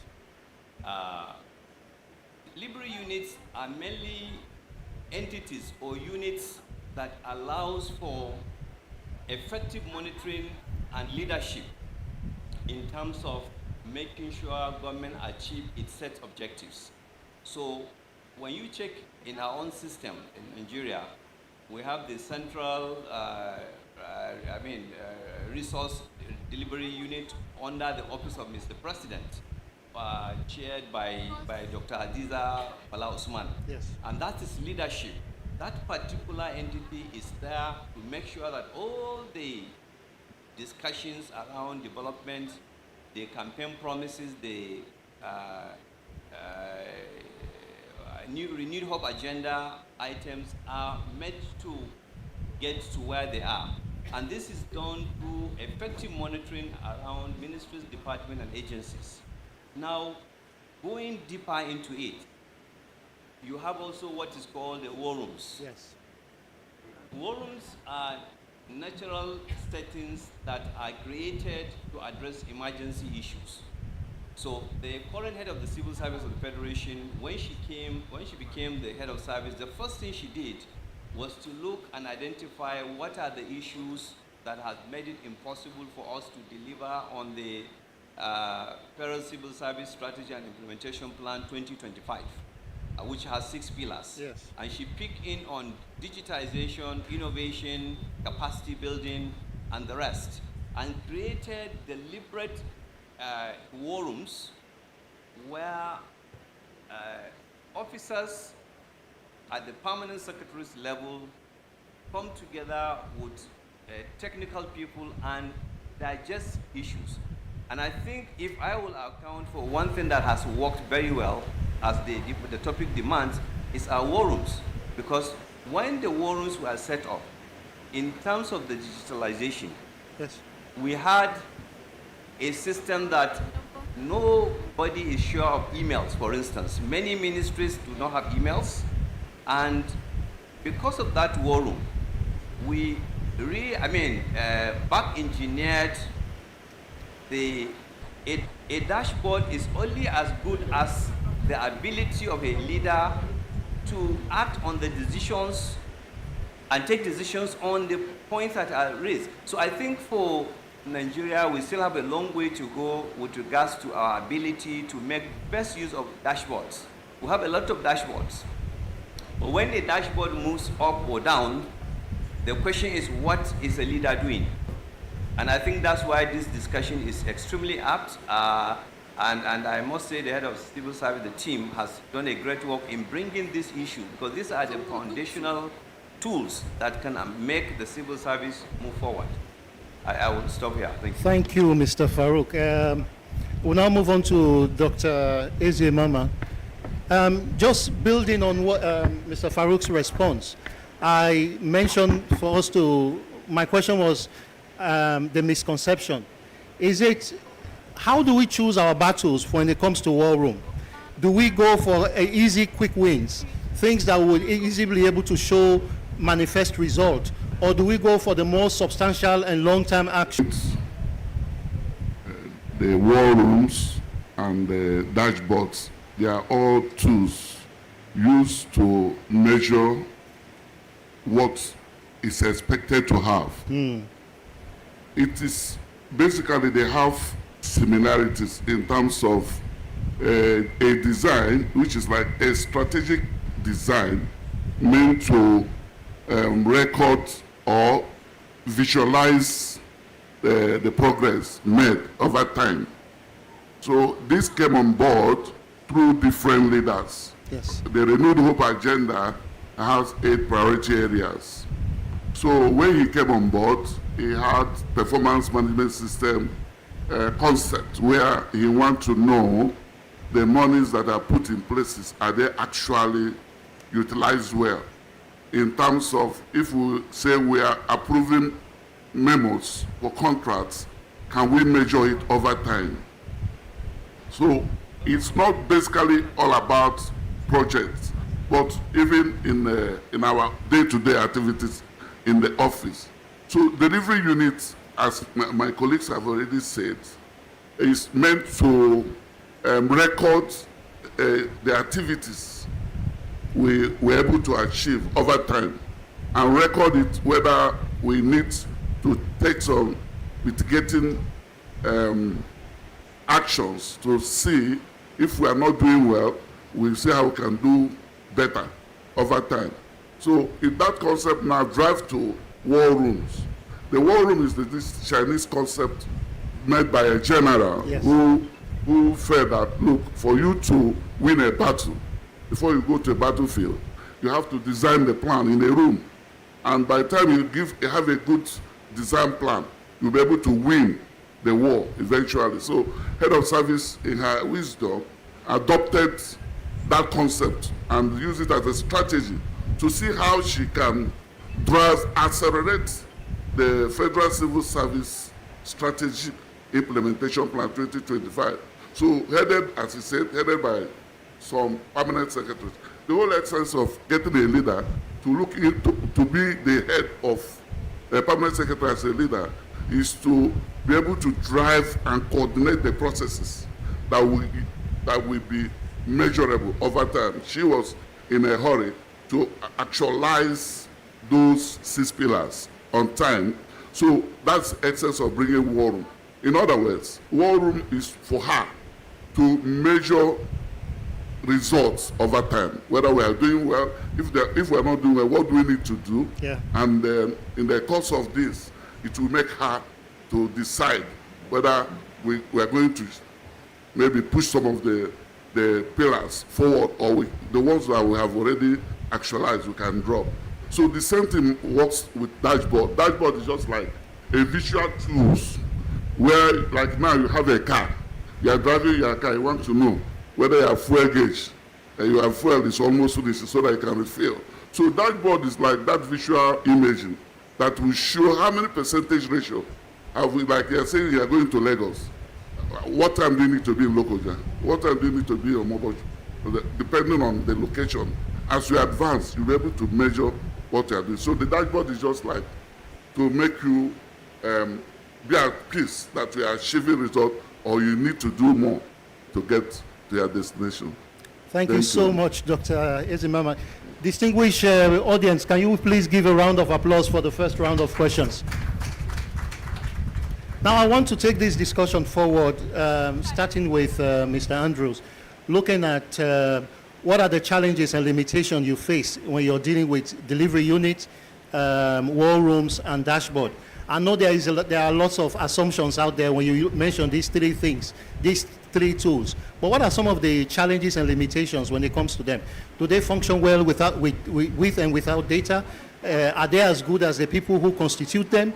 Over to you, sir. Yes, Mr. Andrew, right? Hello.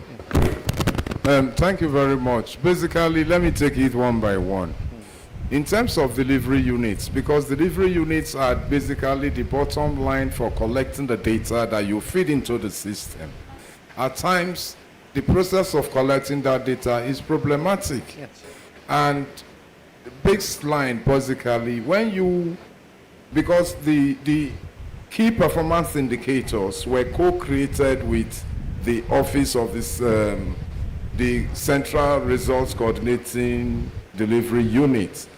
And in that, when you co-create it, for you to now go to the field to look for get some of those information, you are not getting everything at once. So data collection becomes a problem to feed into to address the key performance indicators and that.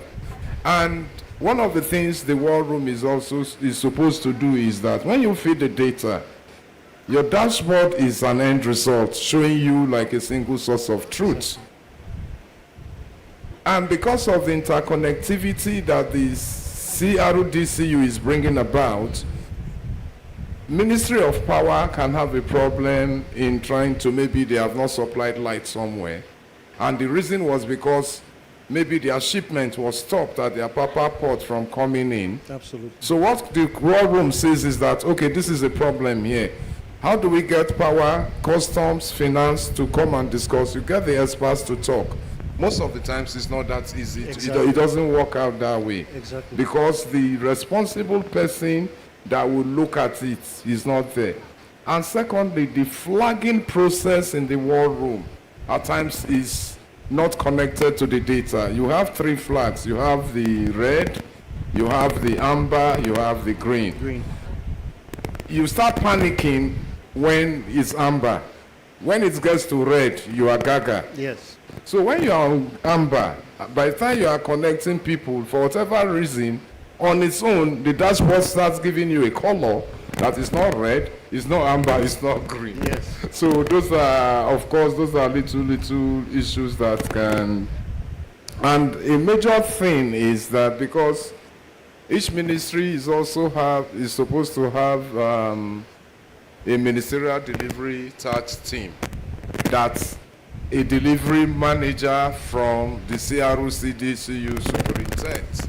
Most of the time, that relationship is not too clear because the delivery manager in CRO-CDCU does not understand fully the mandates of the ministry.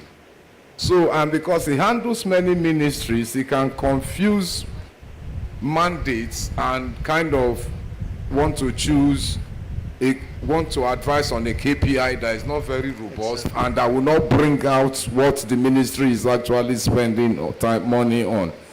I would have expatiated, but because of time that we need to rush. So thank you so much, Mr. Andrew. Thank you so much for that insightful response. I'll move on to Mr. Farouk. Mr. Farouk, one of the issues raised by Mr. Andrew is data. At the center of this all, that data is. How do we ensure in the war room, in delivery units and dashboard that the data we are using is verifiable and is trusted? How do we ensure that that data coming in do not come in and swell the whole process, but that it reinforces validity in the process? Okay, so when we look at the history of delivery units, for instance, you know, it's about commitment of leadership. Yes. Because data, even within our own settings, people find it very difficult to share data. And that is why the concept of delivery unit became very popular when the UK Prime Minister then, Tony Blair, Yes. actually started those concepts, and he was directly supervising. And this has become the model around most countries that have succeeded. If you take what is happening in the UAE, Dubai, the Prime Minister of Dubai can go to anywhere at any time, making sure things are done. So I think it's largely about the ability of leaders to take full ownership of a delivery unit and to be the point of call when somebody is not responding. Now, the next issue is the issue of war rooms. Now, war rooms are meant to address issues that are critical, you know, top priorities. And if you are not careful and you create so many war rooms, you end up making every point a priority. And where everything is priority, then there is no priority. Okay? So I think the one other issue is for us to really understand the concept of what a war room is. A war room is a location, like was aptly described by Dr. John, that you can use to make sure, I think we're all having this panel. I have a panel too in the next 5 minutes. Okay. So I think the point here is we must make sure that we address these tools, use this tool to address key issues. And of course, finally, the issue of dashboard. Like I've said earlier, a dashboard is only as good as decisions that can come when it changes. So we shouldn't have big screens just for sake of having them. We should have screens that are able to tell us when things are not working well, and then we should take a decision. So they are just triggers for us to be able to take decision and make sure things are going on online.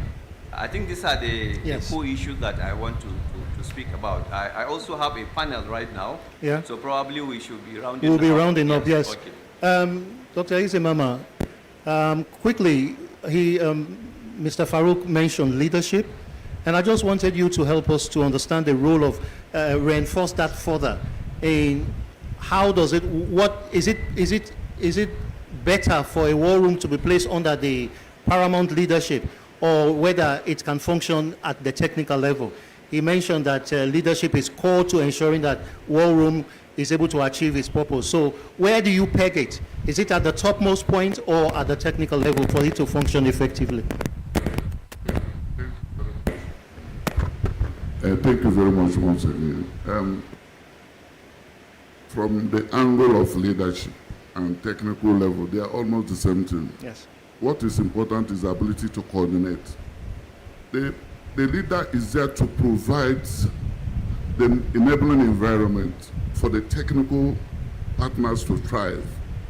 By that, I mean to say that the leader has to provide resources, provide mentorship, provide coaching, letting the subordinate to know actually what is expected of them. So when you're a leader, you must make sure that those indices used to record performance is achieved. For example, you have to provide training. The leader will have the ability to provide training for the subordinate, the technical partners who are going to drive the data processing, because you cannot just go and collect data. There must be a way through which you'll be trained to get data before feeding the dashboard. So if the officers who are supposed to feed the dashboard with these data are not trained, and they don't have a good enabling environment, and providing the wherewithal, things that they're required to work with, then the performance will be low. So as a leader, the leader has to make sure that he harnesses those resources within his power to deliver results. Thank you. Thank you so much, Dr. Eziemoma. I think, the distinguished audience, we have come to the end of the rounds of questioning, and I want you to give a round of applause to our panelists as we move to transition to the next phase of this discussion, which is inviting, opening the floor for you to raise questions and suggestions to further this discussion. Over to you. One or two only, and please go straight to your question. Yes.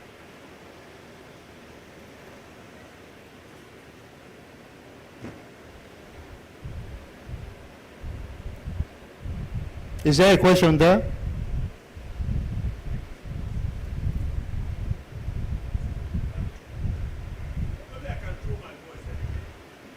Yes.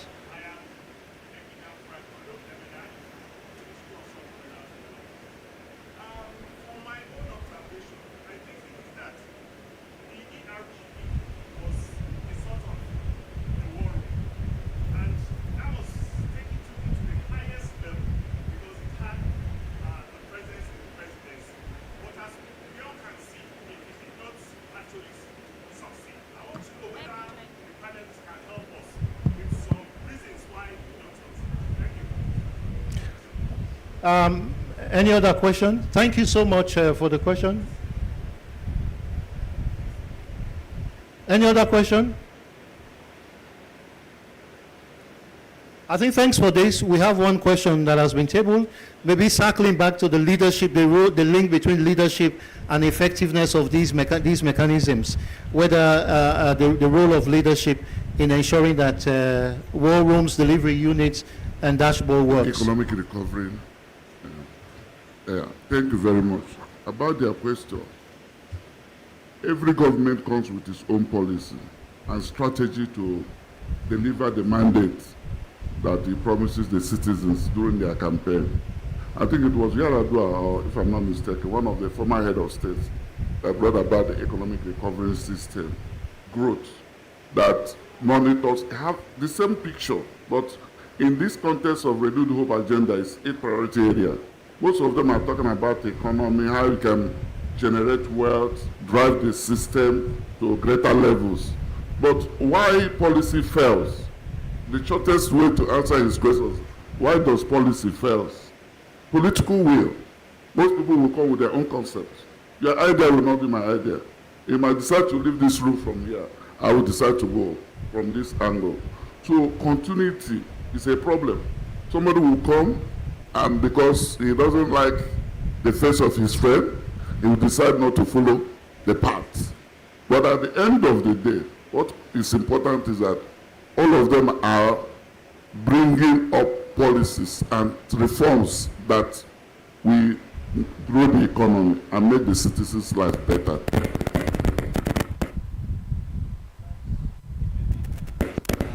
Yes, over to you, Mr. Farouk.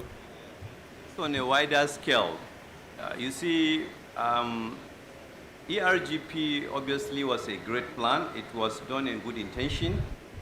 But if you recall, between the time the ERGP was first initiated to date, governments around the world, not just in Nigeria, had faced strenuous conditions, starting from COVID-19, which has come to destabilize virtually every plan of every country.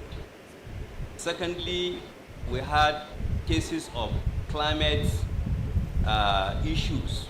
In Nigeria, for instance, you've had floods of all kinds, and those distort budgets. Again, in recent times, the country has faced enormous challenges of insecurity that were not planned. So clearly, this, alongside the overall global geopolitics, has helped in making sure that even if a leader is focused enough, he has a plan, those issues will be beyond his ability to manage. So it's not just in Nigeria, it's actually global. The economic meltdown has happened over the recent times, have made all nations. In fact, our nation is one of those that is able to recover to a large extent now. Exactly. And we are doing that with limited borrowing, when you look at our GDP, debt GDP ratio, we are still within the acceptable range. Our challenge obviously is we have very low revenues, and to be able to meet up our budgetary demands. And of course, debt payment is a major issue that is also distorting plans like the ERGP plans. So I think it's still sit on the leadership, but when things come that are beyond leaders, and that's why you are having discussions around G20, G7, OECD, United Nations, and the rest, to be able to work and address this issue as a global leadership, not just national leadership. I hope that helps. Thank you. Thank you so much. I will give an opportunity for one more question, if there is any, before we wrap this up. If there is not, I want to thank you. I want you to give a round of applause finally to our distinguished panelists. And another round of applause to the audience. Thank you for your participation. We will now wrap this up.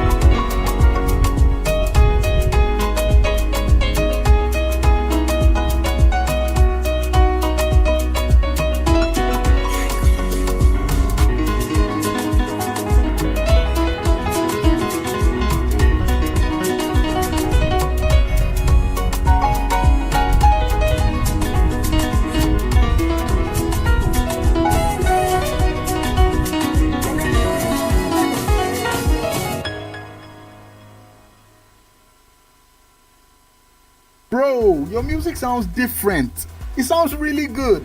That's Spotify Premium. High quality audio that makes it feel like the artist is right here. No wonder. Every beat just hits deeper. Exactly. Get Premium and hear music the way it's meant to sound. Experience music in high quality audio with Spotify Premium.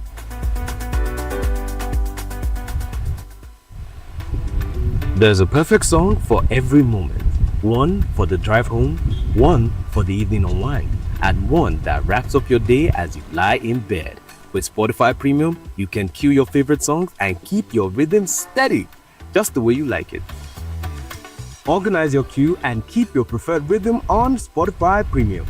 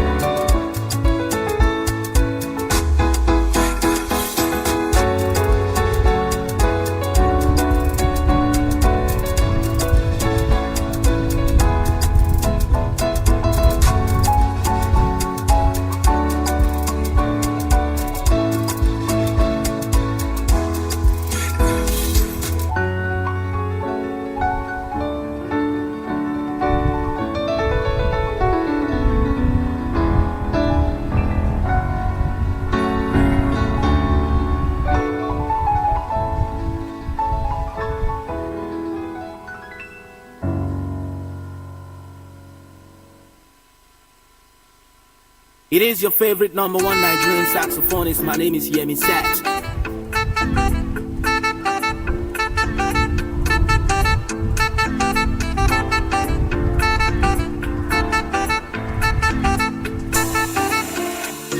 Yemi Sax.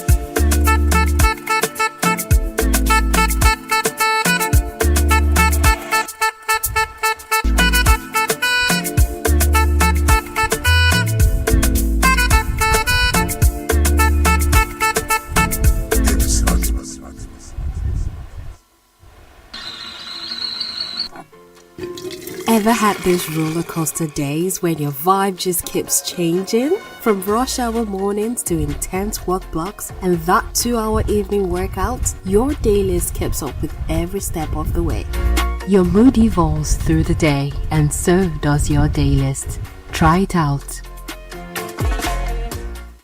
Bro, how are you so focused with all this noise? That's easy. Once I hit play on Spotify Mix, it's straight tunnel vision. Spotify Mix? Yeah, there are mixes for Afrobeat, study time, and even the gym. Keeps me locked in till closing time.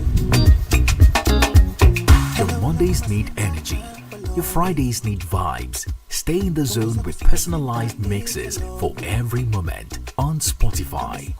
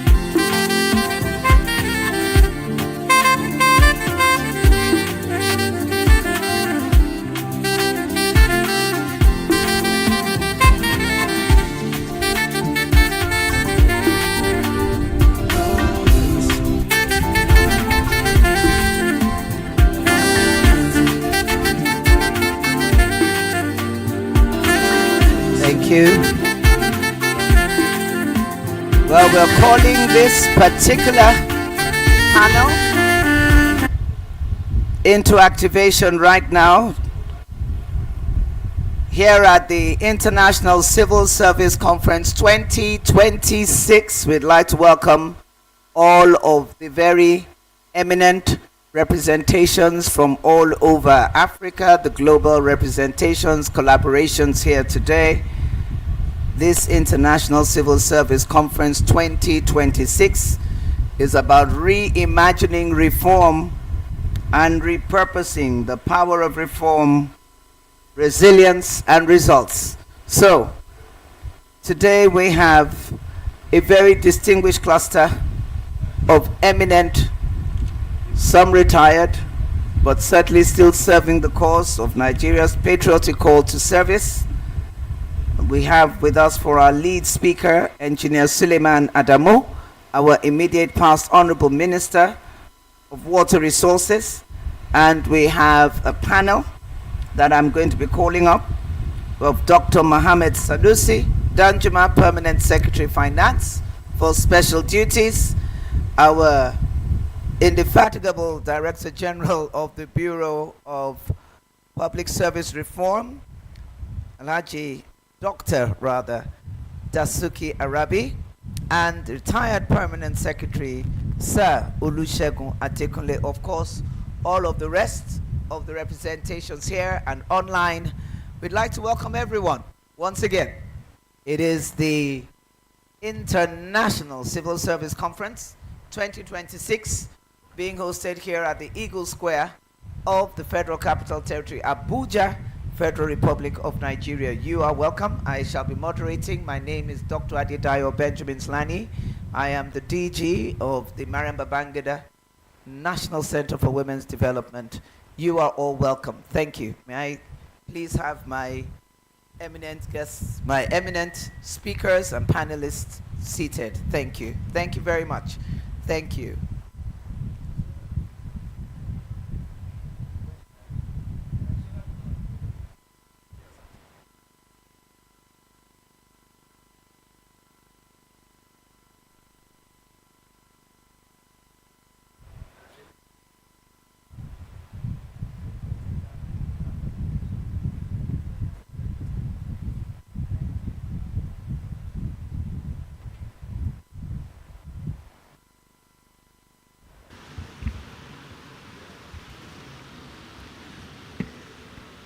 So thank you very much once again. I have seated here with me, and starting from what is my far left position, Sir Olusegun Adekunle, retired no? I have presumed. Oh, thank you very much. So I have with me, is it a doctor? Thank you. Dr. Anthony Osas Okungboa.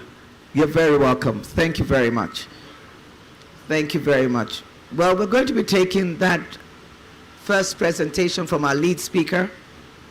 He is someone who collaterally is able to give the articulated reference of impact within civil service reforms, working on results. We're talking about new patterns, new systems, and definitely new results in terms of the mindset reset that the 2026 International Civil Service Conference and all of its participants are re-articulating for the Nigerian civil service of renewed hope, dispensations, and governmental change.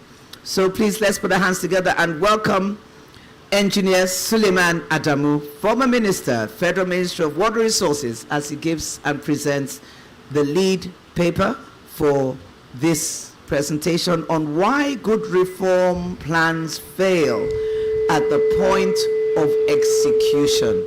Why do they fail?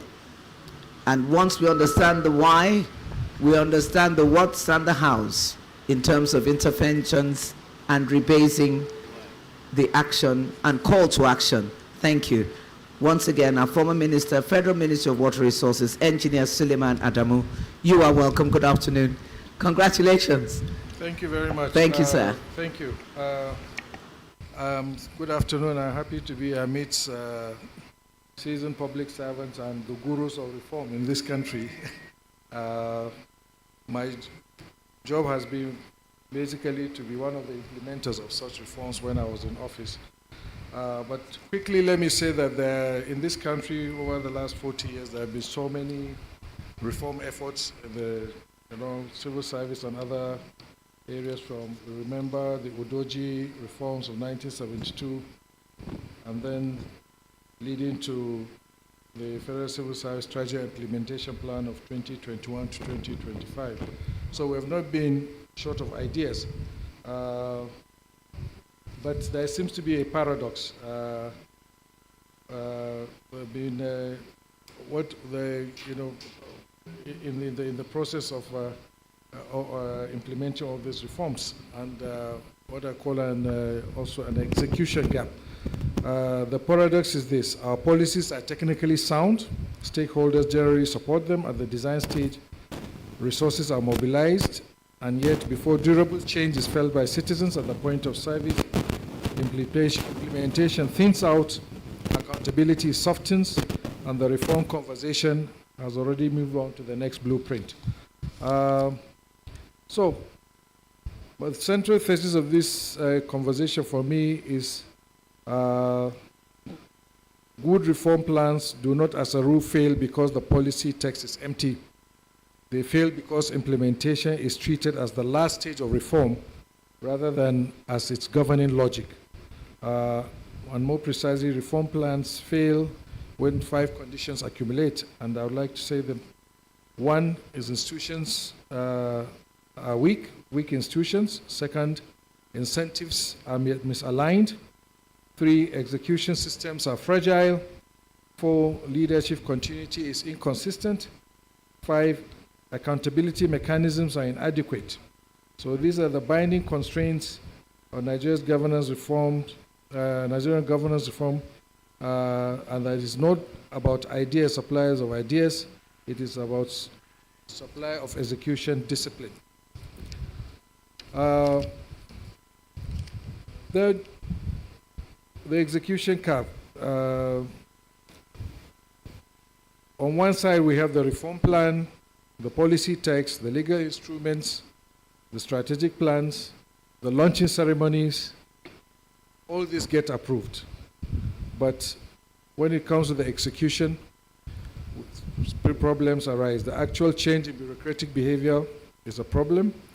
Service quality, institutional performance, and what is felt by the citizenry? Is there any, how does it cascade for the citizens to really feel the effect of these reforms? And these failure modes are not random. They have specific names. There is the drift, there is the delay, there is the reversal, there is the abandonment, there is fragmentation, and the rhetoric. Every reform that has disappointed Nigeria has died in one of these 6 ways. And these failure modes are very, very predictable. They emerge when execution is treated, as I said, as the last stage of reform, rather than as its beginning logic.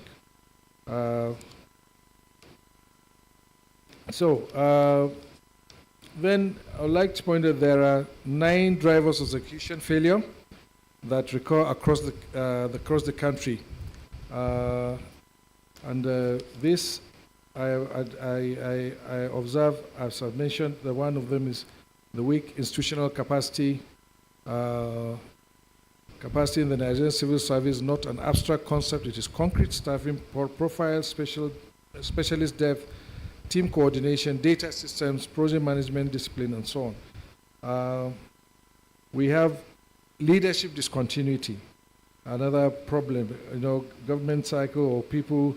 So we have champions of reform, and then when they leave office, the story is different. It's no longer sustained, and especially across political reversals and quiet abandonment across political transition.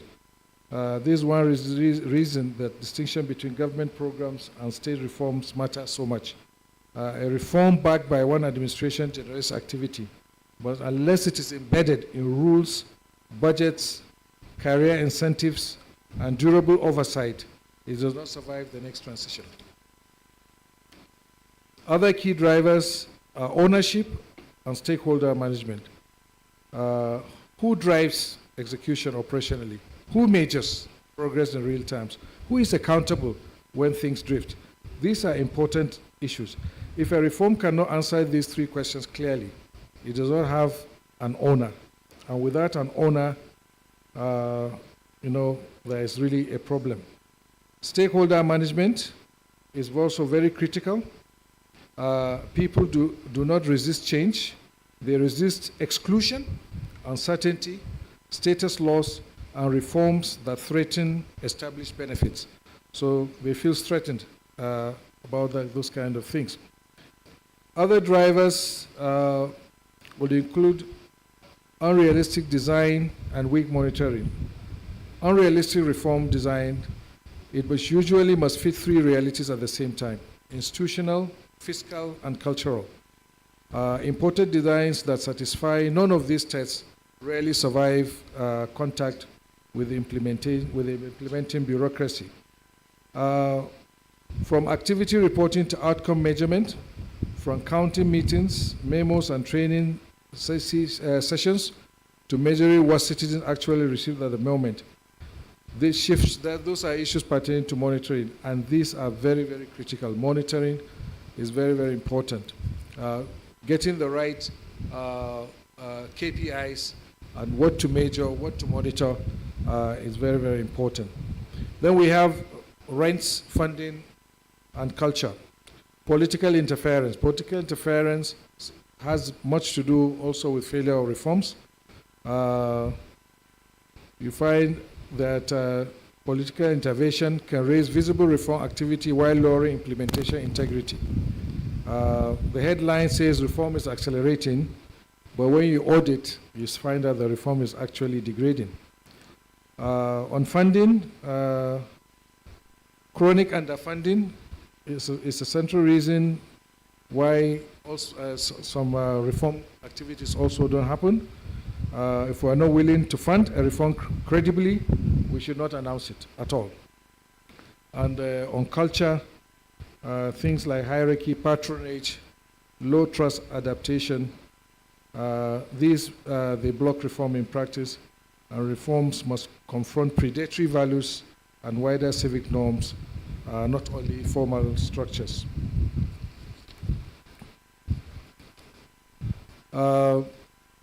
I don't want to go into too much detail, but if you go through literature, you find lots of case studies like Servicom, or Servicom, the issue IPPIS. You can see a very brilliant program, but it caused a lot of problem with academic institutions and so on because their legitimate concerns and excessive centralization became key issues for them. Maybe within their culture and so on. So maybe the plan didn't accommodate some specific or unusual stakeholder interests, and that became a major issue that led to ASU going on strike for a very long time. Then, of course, another one I had, but there's no time to talk about it, is the Federal Character Commission, how it stands, and also there was comparison with the Cross River e-governance system. One lesson about this is technology alone does not overcome weak skills and weak buy-in or distorted incentive structures. It's always important to have the right technology, the wrong enabling environment. These are some of the key issues that happen. I will give a full paper later, and those things, I think the context will be made much clearer in those papers. I'm just trying to summarize so that we don't, we make good use of time. So what works? For me, I think the execution elements need to be considered. 7 elements of an execution-oriented reform model, and I'll move through this. One, first of all, leadership beyond speeches. The test of leadership commitment is not the launch event. It is whether reform meetings are held when and there is no audience, whether bottlenecks are escalated and resolved, whether discipline survives the next ministerial reshuffle. 2, build delivery system, project management office, delivery units, real-time dashboards. 3, align incentives, reward execution, protect reform champions.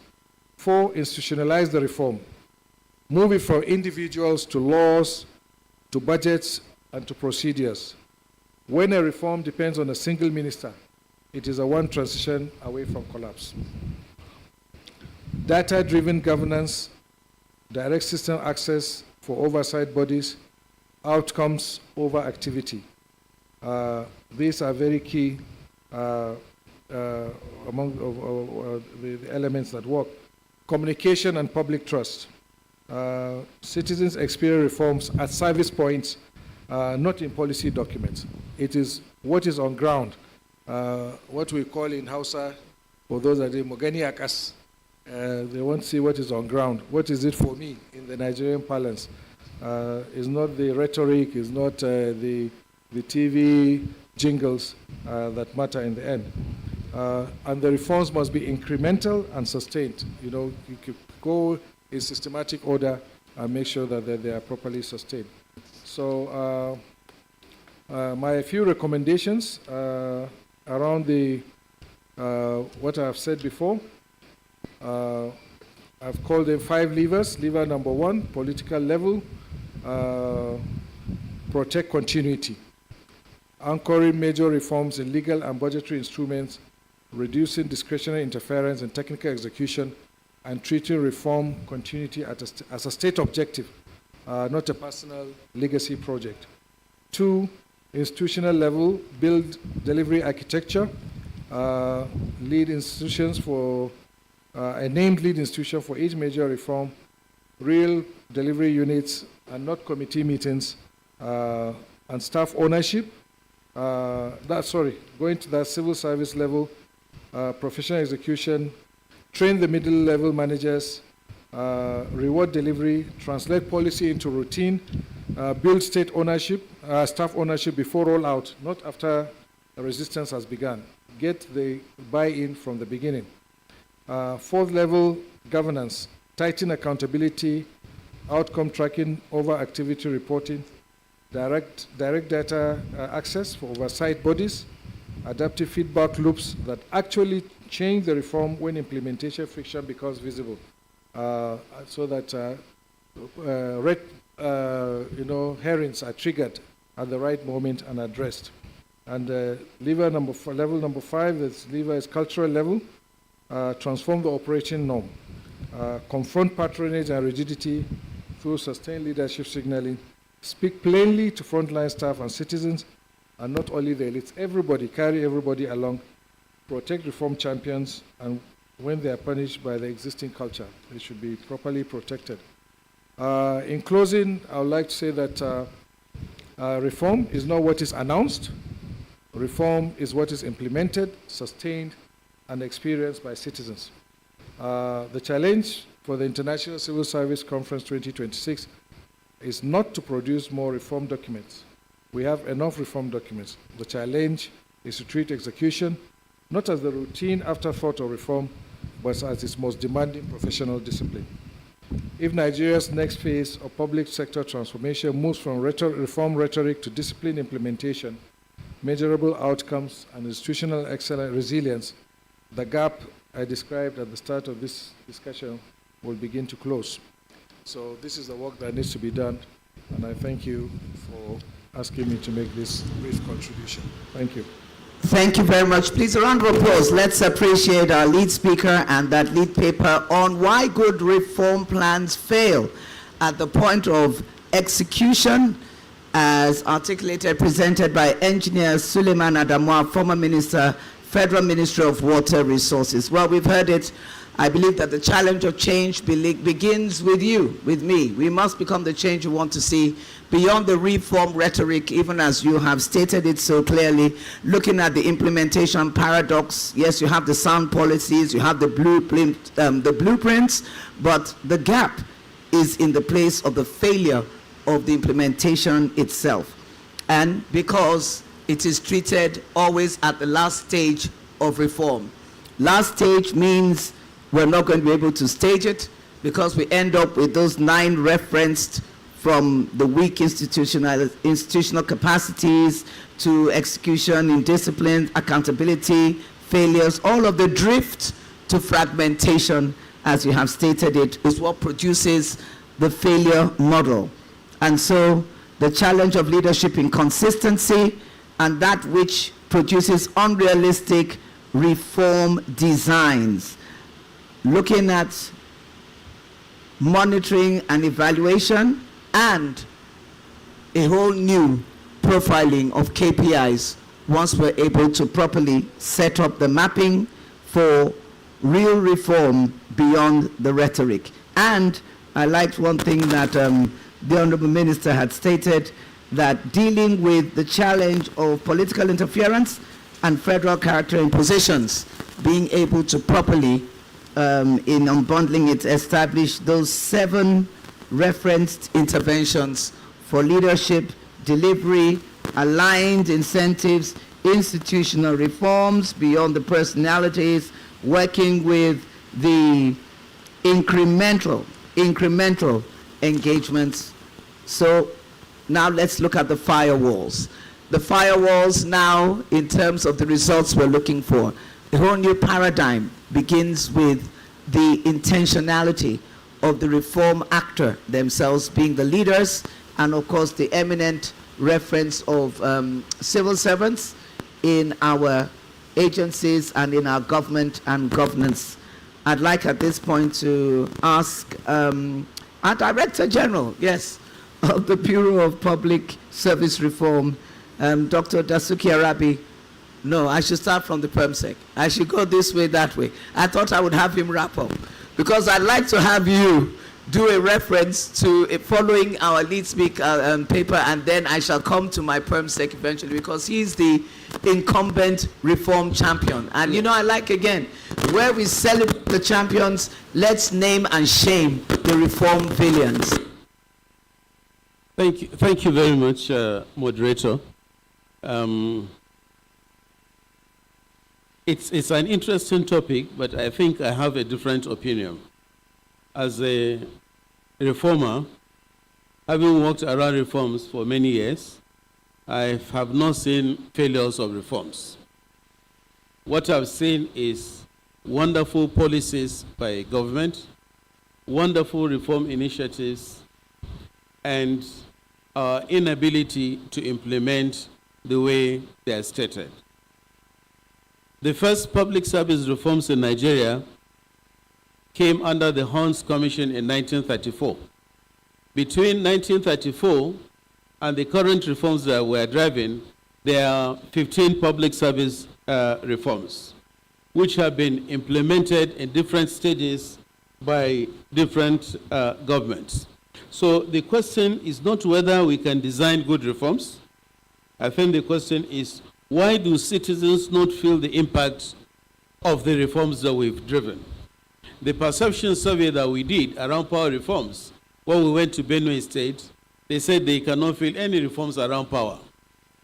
Why are citizens not able to feel our reforms if we have all these wonderful policies? So reform failures, if we are to respond to this topic, can be attributed to several factors. One is ownership at the top.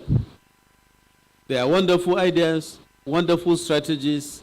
If at the top they are not owned, they are not pushed forward, then there is likely going to be problem. I remember when the 2004 reforms started, Obasanjo put up a team of experts that gave birth to Bureau of Public Service Reforms, and at a stage they were meeting in his bedroom, where decisions were taken, circular announcements are made immediately, and the president was following those reforms actively, ensuring that they are implemented. And the permanent secretaries and ministers were compelled to adopt those reforms, introduce them, and make sure they succeed. The civil service is structured under the bureaucracy we are driving to deliver on not only reforms but changes. We are designed to be agile and be ready for changes that can unfold at any time. But the problems we have is our inability as institutions to subsume, to take in what is given to us and get that implemented completely. There are too many reforms that have been executed in different sectors of the public service. What I've seen is weakness of implementers. I always say this: Rwanda came to Nigeria, picked the national strategy on public service reforms, went and implemented, came back and invited Nigeria to come and see what we have done. So if it's strategy we have, if there are policies we have, implementation has always been the problem. Why do we have people or public servants rejecting reforms? Fear of loss of places of comfort, fear of losing positions, fear of unknown, and getting them out of their comfort zones. This has made it very difficult for reforms to penetrate and to get accepted by public servants, federal, state, and local governments. I recall when the National Strategy on Public Service Reforms came on board, first in 2007, a lot of people thought it was not going to happen. It will not take place.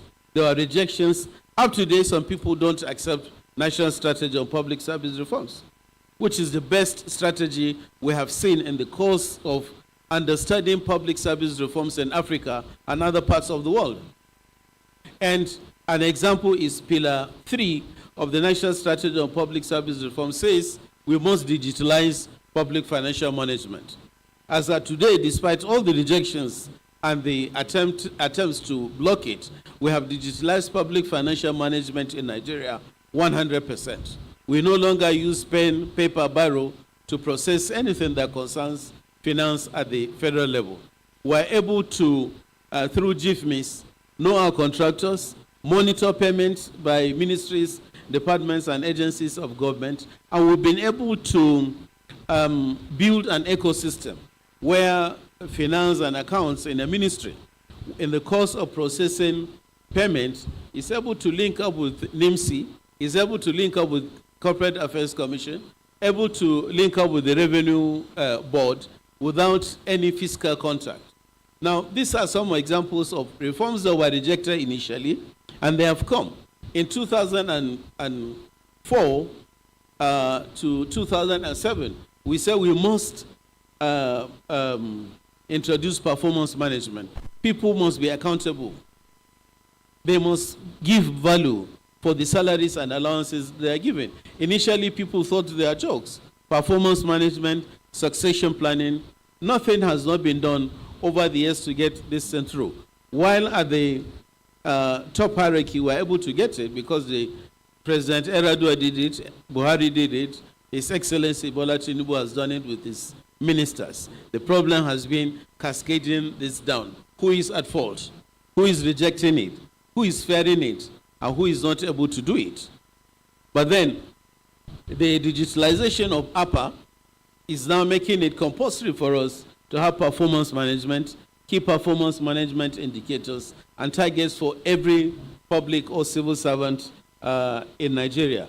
So, my thinking around this is reforms failed because leadership refused to accept an own reform process.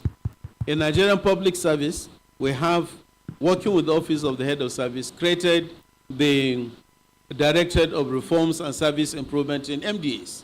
We have seen that lots of these officers feel once they are posted there, they are being sent to Siberia for punishment. Nobody wants to go there. Even when they go, funds are not made available for them.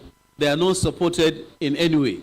And they are supposed to be the link between the ministry and central agencies, Head of Service, Secretary to the Government, Accountant General, Minister of Finance, Auditor General, etc., etc.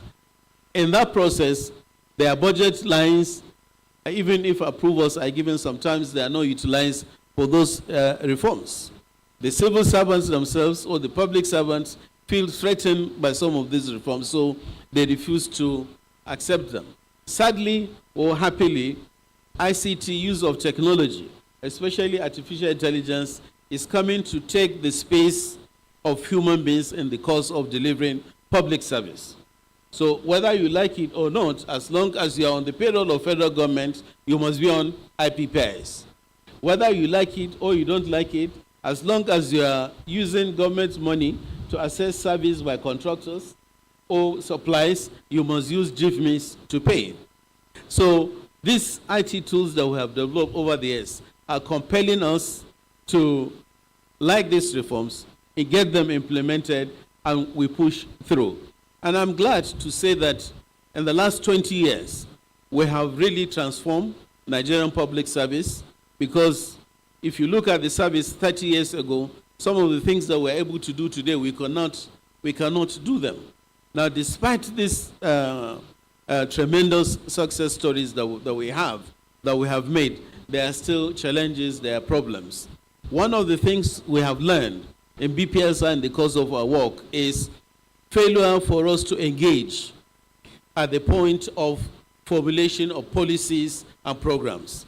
That was why, and I'm glad that the Honorable former minister spoke about this. IPPIS, we tried to engage with ASU, who refused to come, because ASU felt IPPIS was a product of World Bank and the capitalist world. So they rejected it. 27 times they were invited, they didn't come for those meetings. And up to today, they are rejecting it. When we adopted IPPIS in Nigeria, we did it the same time with Tanzania, Kenya, Singapore, and Malaysia. By the time we did, already UK, Canada, and United States were on IPPIS. Up to today, they are there. Why is Nigeria's case different? Why are public service reforms in other countries succeeding? The Honorable Minister said culture. The National Strategy on Public Service Reforms has given us a backup. It's a strategy, it's a coordinating document for reforming Nigerian public service. Pillar 4 of that strategy is looking at cultural orientation for people to understand the opportunity given to them to work. As I said in the morning, moderator, I am one out of 240 million people appointed to be Director General. It's a privilege, it's an opportunity. given to me. To pay back, I should do what I'm supposed to do. So people must come to understand that they must drop their bad cultural attitude and key into this reform initiatives. Leadership must own, they must push, they must process. Public service reforms have failed, or they are failing because people think they are not tangible things, so funding is not enough. Example, you want to do a survey and you are budgeting for 100 million naira to cover the entire Federal Republic of Nigeria. And somebody will ask you, I can use this money to build 2 bridges. Why do I have to spend it on survey? But we need data, we need information to be able to support our work and speak the Nigerian language of success. So funding has been a very big challenge, responsible for failure of reforms. When we started in BPSR, we had lots of support from World Bank. As you are aware, it was a condition given to us. For us to assess waiver of some of our debts, we needed to reform our public service, which we did. DFID came on, European Union came up.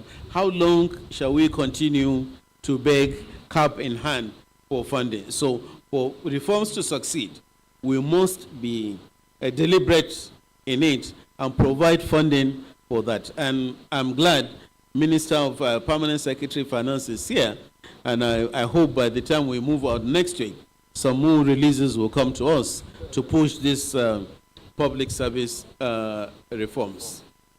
Thank you. Thank you very much. Please let's put our hands together and appreciate Dr. Dasuki Arabia, our DGB PSR, and what he has stated here, really, the transformational mindset that really nurtures and helps to reset the engagement, even within the reform transactional space, is critical to repurposing all of the re-articulated implementation outlines and the challenge of ownership from the position of leadership when it comes to reform. Reform needs to be agile and ready.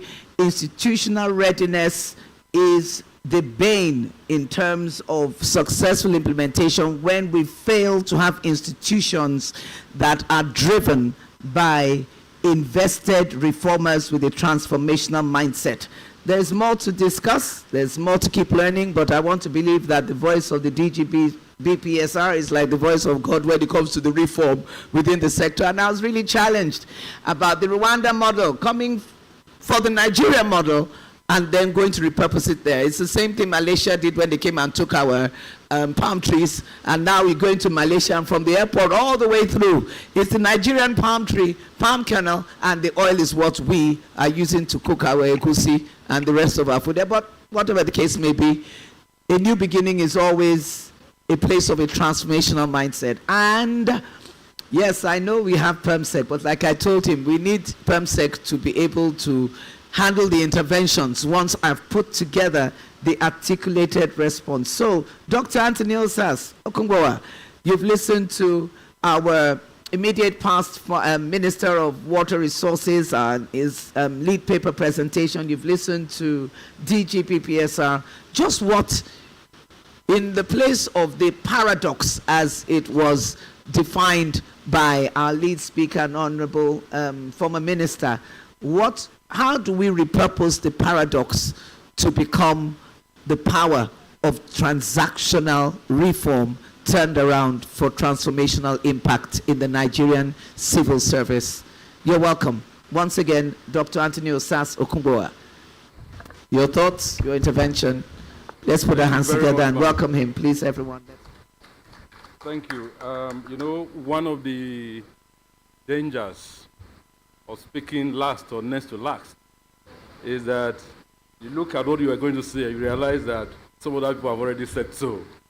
You know, well, first I want to very quickly express my displeasure because we're speaking to a near empty hall, and I'm not sure that should be, because if you take away my people from there now, those state people, you find that there's virtually nobody here, and reforms are the in thing in the civil service right now.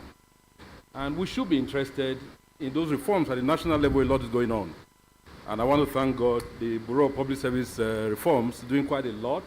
The Office of the Head of Service is doing quite a lot to reform our processes in the civil service, because if you don't reform the processes of the civil service, you won't have a civil service that is enabled to play its role as that enabler, of government. So a lot of people should be here. Unfortunately, they are not here. Now, the lead speaker has touched on virtually everything. As a matter of fact, he covered the entire field. And if you put that together with what the Bureau of Public Service Reforms has said, it's almost like the whole package has been delivered. But I have put my thoughts to paper. And by the grace of God, with your permission, when we talk about reforms, I've done a book. It is entitled Rebuilding Nigerian Civil Service, A Reformer's Perspective. It details a lot of the things that we need to do. It's here. Some who may want to know exactly what needs to be done, almost chronicling what they have said and some additional thoughts that I have. You can, get to see this book. But from a reformer's perspective, and someone who has been involved in initiating and implementing reform ideas, particularly in Edo State, for your information, in 2023, we succeeded as a state in becoming the only state in the Federation that transited completely from analog to, all processes being completely automated, and that came with a lot of challenges. And from those challenges, we can very clearly state some of the things or the reasons why reform efforts fail. One of them, very clearly, is the issue of communication. Communication is key to reforms. If you don't communicate, you can't succeed in reforming. And communication is not just communicating, but it has to be effectively done. How do you communicate reforms? How do you let people know what is in this for them? That's important, particularly in the civil service. Many people fight against reforms. They develop what they call bureaucratic apathy because many of them do not know exactly what the reforms are all about. And so there's a need for you from the get-go to go to the people and talk to them and tell them this is what this reform is all about. And that's exactly what we did in Edo, because people were wondering, will this not take our jobs away? Like the Bureau of Public Service Reform said, this fear about, if we become automated, our jobs will go. So you need to go and talk to them. Like Pastor Chris will say, keep talking, keep talking, keep talking. You need to keep talking. And many times in the course of talking and conversing with the people to whom these reforms, are to apply, you find that they tell you what exactly their problems are. So those inhibitions, those blocks that they're building, you find that you succeed in dismantling them. So communication for me is key. But how do you do communication? That's important, because it needs to be effectively done. What we did in Edo was to take communication to our people. We moved, that's what we call word round, it's described in this book. We moved from MDA to MDA, 76 MDAs. We went around 4 times because we needed to talk to them. We needed to know what their impressions were, what their perceptions were. Like they say in law, justice must not just be done, but must be seen to be manifestly done. So perception is important. And if a man perceives a reform project as antagonistic to his cause, he will fight it. And so you need to talk to him. You need to engage him. And once you do that, you find that he opens up and he tells you some of the inhibitions he has, and you're able to address them. So that's very, very key. And like I said, you need to carry the people along. Because in reality, if you don't carry people along, you're not going to succeed in your reform ideas. One of the things we also did was to involve or engage labor. The chairman of the Bureau of Public Service Reforms talked about it, even though tangentially. Because in our system, you see, labor plays a big role. If you don't engage them, they're going to misinform the people. One day I was in my office when we're doing these reforms, and labor came to me and said to me, I should go and prevail on the governor to stop the automation project that we're doing. And I asked them, what exactly is this problem that you have with automation? They say it will take our jobs, or it will take their jobs away. I had to sit with them. And that's what resulted in what we now have in Edo State, a periodic, engagement with labor. It happens every 3 months, and that's what led to it. So it's important that you carry them along. So what we have seen with labor is that you give it to them, and then they go out there and disseminate it and succeed in convincing their people. And so your job becomes easier than it would have been. So generally, you need to keep talking. Talk to labor, you talk to the people that are involved, and then all those inhibitions you're able to break. I don't want to go into some other things that they have talked about so that we don't stay here at infinitum. Thank you, and God bless you. Thank you very, very much, Dr. I'm so sorry, I've got to say this properly. Dr. Anthony Osas Okubwa. You know, I didn't get your brief, but clearly, I mean, as an author, you have spoken as an authority. And like he said, he's prepared more or less a reformer's Bible, in which we're able to use his own institutional collateral exposure and experience, spotlights a case study of the Edo State, and being able to translate what was analog to what now isn't just digital, but an implemented 76-word success story. And it's not just a story. Really, in changing the narrative and being here today, well, I just reset something. We may not have all the people in the room, but you know it better than I do, that what may not be here analog is present online. It is virtual.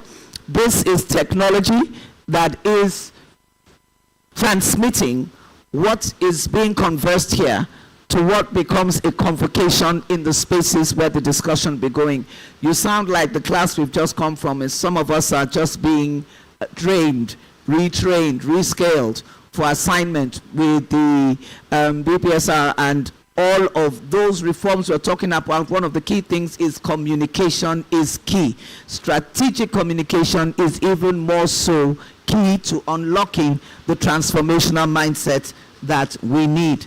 But having said that and listening to you, it is clear that the model we're looking for is a model that truly translates that which is a mindset and the ownership and understanding of this institutional reform as what every individual person will see. So you're creating legacy. Historically, contemporarily, the future is legacy, and legacy is who we become as agents of that reset. So, my PS, everyone is waiting to hear what the PS Special Duties Ministry of Finance is going to tell us, because in speaking not just to the interventions, but also to the reform direction, the targeted KPIs, the scorecard that we're looking for coming out of this international conference in terms of results, in terms of this conversation here today. We're so glad not just to have you, but to hear you. So please, once again, everyone, let's put our hands together and appreciate our own Permanent Secretary of Finance, Special Duties, Dr. Mohammed Sanusi Danjuma. Thank you, my moderator. Good evening, my co-panelists. I think we're already in the evening. The speakers have done more than justice to the paper. If you look at the topic, it said, why good reform plans fail at the point of execution. So we have not been good to execution. Why do they fail? A lot of reasons has been attributed. Summarized is lack of ownership. You can have a beautiful document, a beautiful articulation, but if you don't own it, how will you implement it? Let's have just a simple example of a project. You are embarking on a project yourself. It is the same thing with the reform. Why do that project fail? The same reason project fails, you can attribute it to also reform failure. Like most of the speakers state a lot of things, stakeholders engagement. If you don't carry your stakeholders in every project or reform, you will never succeed. These stakeholders cut across all levels of people in the society, from the labor, from the institutions, from the citizens themselves. So without proper stakeholders engagement, which include the strategic communication to them and the reasons for the reform, you will never succeed in that project. Secondly, or thirdly, issue of culture change. We are more comfortable to where we are. Anytime you bring something new, they will think you are going to take away what they are having now. That issue of culture change also has to be addressed. You have to educate people that this thing you are doing is for their own good. It's not, the project or the reform is not there to carry out, to take away their own responsibility. No, it's going to even give them more opportunities. Because without reforms, you'll be at your comfort zone. And when you are comfort zone, some people will come and already overtake you. Another process or issue why reforms fail is lack of the capability, like indicated by most of the speakers here. You can have beautiful papers, beautiful presentation on paper, as a document, but if you have the capability in terms of individual and institution to drive that reform, you will never succeed. So you need to have institutions that are ready, well articulated, well knowledgeable to drive the reform process. Another issue is the design. Adopt it to your own society so that you can now succeed in it. If you want to do that, that's why you have to engage your stakeholders. Open it to them transparently, accountability, show them this is the issue, let them bring on their own contribution. Another issue is the issue of the financial management. Financial management in the public sector is very, very important. A lot of us are working, we are waiting for the government to bring releases, we are waiting for government to bring funds, but in most cases, these reforms or this project also can go in terms of collaboration and partnership. But all of us will sit in our comfort zone waiting for government to make releases. For example now, as of today, we are running 3 budgets, 2024, financial year 2025, and 2026. And even in 2026, because the rollover of the 70% of 2027 capital was done in 2020, so ministries have already issued contract for the 2026 project. And now the contractor will be either going to the ministry to close their gates or to finance or accounting because they have not been paid. So we have to align our own funding system with our own also project so that we know we do what we can do at a time. Last but not the least is deliberate ownership by the leadership. In any reform process, the leadership must take the champion. Without the leadership, the other levels, strata in the society may not go well with the reform, especially with the issue of the reform change. So in as much as we want to have a good reform, not only in civil service, in the public service sector, in any sector, the leadership must own that reform process and may ensure it is implemented to the core in accordance with the stakeholders' engagement of that society. Thank you so much. Please let's put our hands together and appreciate that bullet point style delivery by Dr. Mohammed Sanusi Danjuma, Permanent Secretary Finance Special Duties. Yes, indeed, deliberate ownership by the leadership is critical. And what is culture? It must be what we cultivate in our mindset that becomes translated into our actions and into the delivery and implementation, operationalization of all of these intentional, deliberate reforms so that they truly become a transformational scorecard for us in the place of governance for government and government for governance, because it's a teamwork that makes this kind of dream by way of execution and national delivery work for everyone. Well, I know that very quickly we're wrapping it up, so I'm just going to ask something, and PS, I'll start with you. No, I won't start with you. I shall wrap up with you. I shall begin again with my lead speaker. Sir, you are now the immediate past Minister of Water Resources. You've just delivered this lead paper where you have so robustly articulated. In fact, that should be published really as something that we have, not just for archives, but for our own contemporary action. What would you say you would have done differently now? With every sense of humility of a leader who has just transitioned, what would you have done differently now that you have hindsight? Thank you, sir.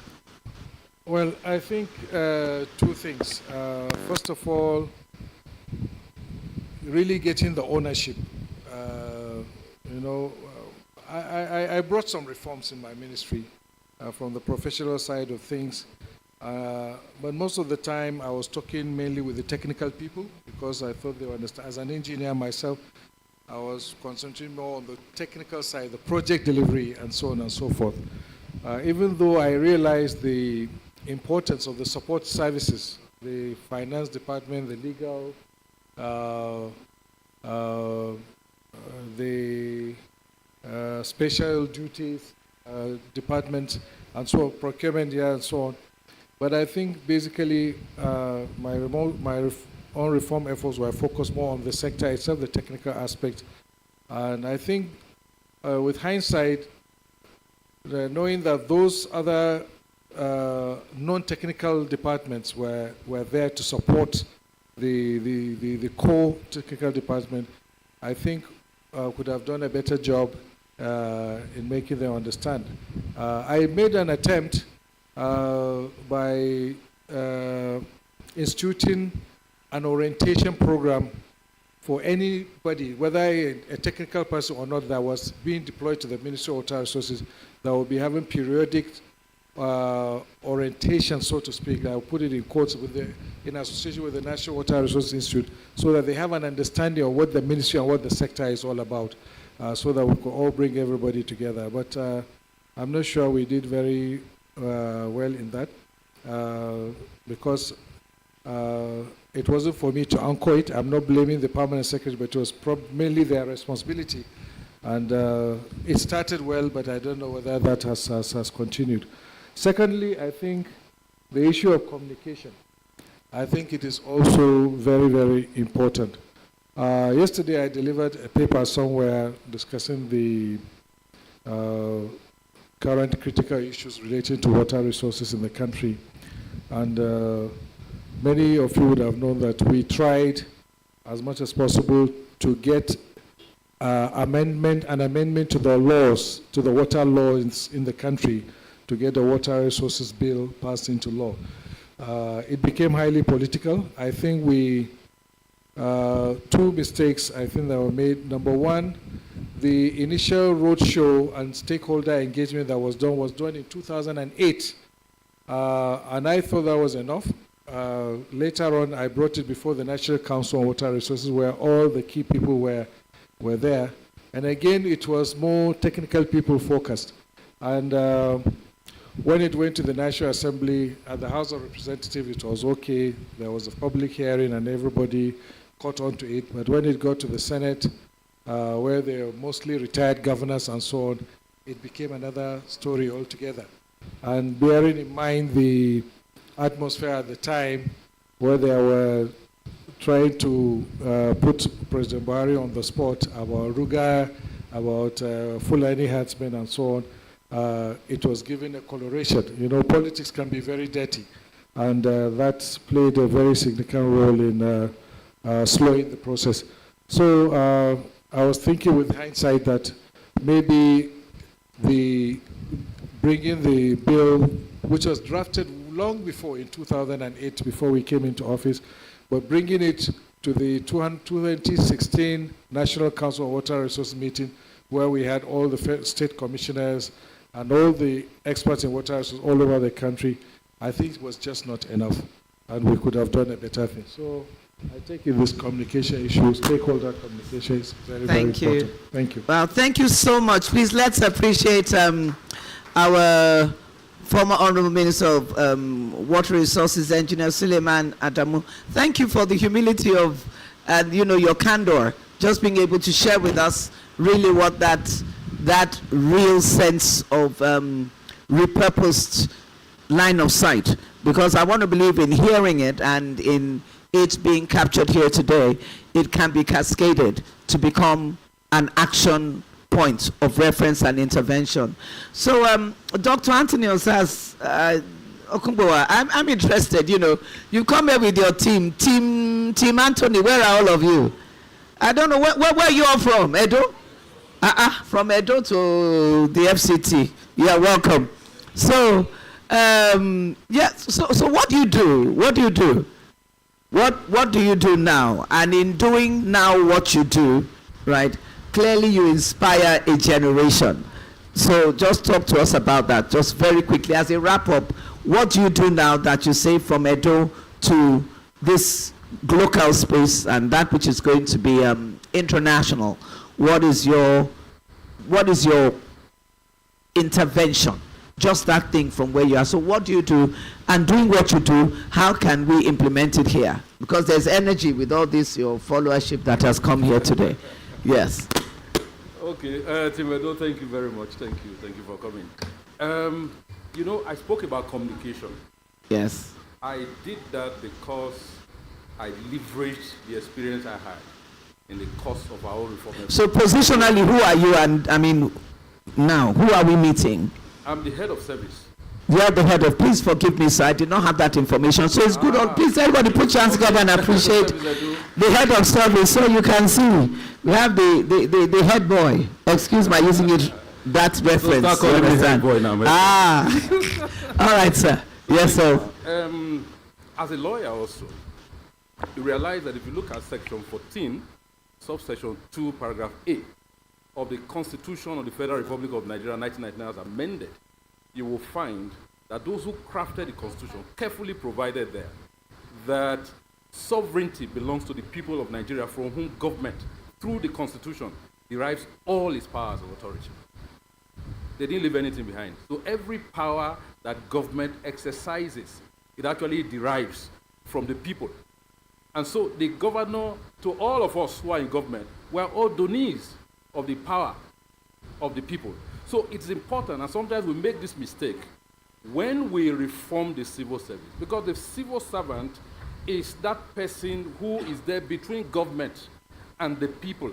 And so sometimes, even oftentimes, when the civil servant does wrong things, particularly in his interface daily, the government doesn't see the people all the time. It is the civil servant that sees the people on behalf of the government. So anything he does, the government either benefits or takes the disadvantage of. For instance, if in dealing with the public, the civil servant corruptly deals with the public, oftentimes the public, the citizen, tells themselves that it is not just the civil servant, it is the government that the civil servant represents that is corrupt.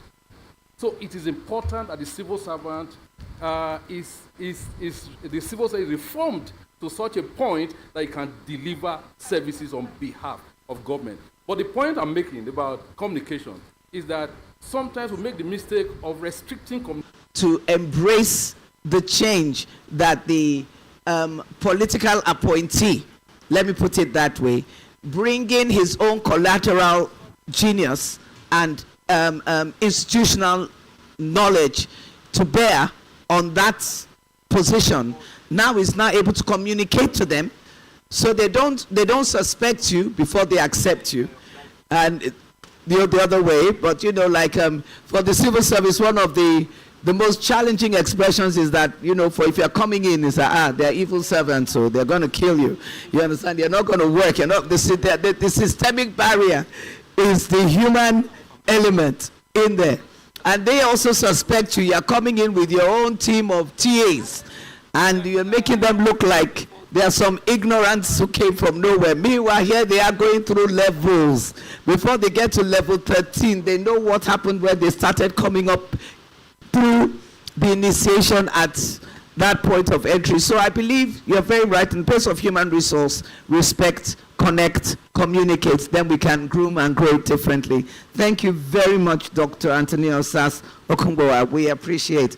And, well, now, our own Vice Chancellor of the Bureau of Public Service Reform, because our VC, here he is listening to all of this. And, you know, Dr. Rabi, I'm thinking from the Stephen Oronsaye reform I mean, that was a disruption when it happened to where we are now.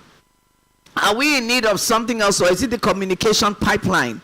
You know, for you as your parting shot, what is it going to be in rebasing this place of execution and turning it from the paradox to a whole, an effective paradigm for the 2026 model coming out of this conference? What do you have to say? What do you see? What's your vision for this appointed time? Just as I said in my opening remarks, there had been 15 public service reforms from 1934 to date. BPSA was created in 2004 to destroy castles within the public service. We have to coordinate, we have to relate, we have to work with each other, and delivery of reform initiatives in silos must stop for us to be able to succeed. Secondly, the Bureau is supposed to be a repository of all reform initiatives. Now, what we have here is breakaway reform initiatives that are not reported to anybody, that are not owned by anybody. So I think we have to have a change of mind towards that. Thirdly, funding has been a problem. We need to deliberately get funds provided to fund reform initiatives. Fourthly, the recent data from IPPIS indicated that we have about 4.6 million public servants from the president to the bottom. Population-wise, we're about 240 million. So if you subtract 4 million out of 240, then a greater percentage of these people are in the states and local governments. So for Nigerians to benefit and for us to celebrate, we have to make sure that these reforms are cascaded to the states and the local governments. Orosoye, it was a reform intervention that came. But I think what we have done before and after Orosoye has produced more results than what were expected out of Orosoye report. People thought Orosoye was just set up to merge ministries, departments, and agencies. I think it was beyond that. The interventions, the reforms that we've driven have refocused the direction of public service. Service delivery has improved. A lot of things have improved. So I think we need to give the public service that support and encouragement for the work they have done over the years. My closing quotation, which I crafted in the last 3 days, says, "Execution is where citizens finally judge government, not by policy intentions, not by launching events." Thank you to my coordinating timeline team. So I'm told there are just 3 minutes, so taking ownership, I'd like to go straight to my PS. Let me not waste any time with doing any wrap-ups there. We'll come to the roundup. Thank you.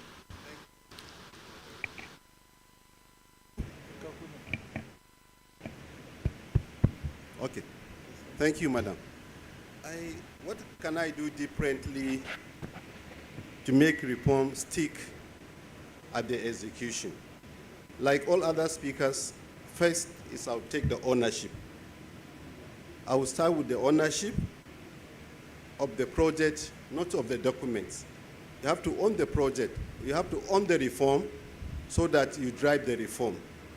Secondly, you have to appoint somebody more senior.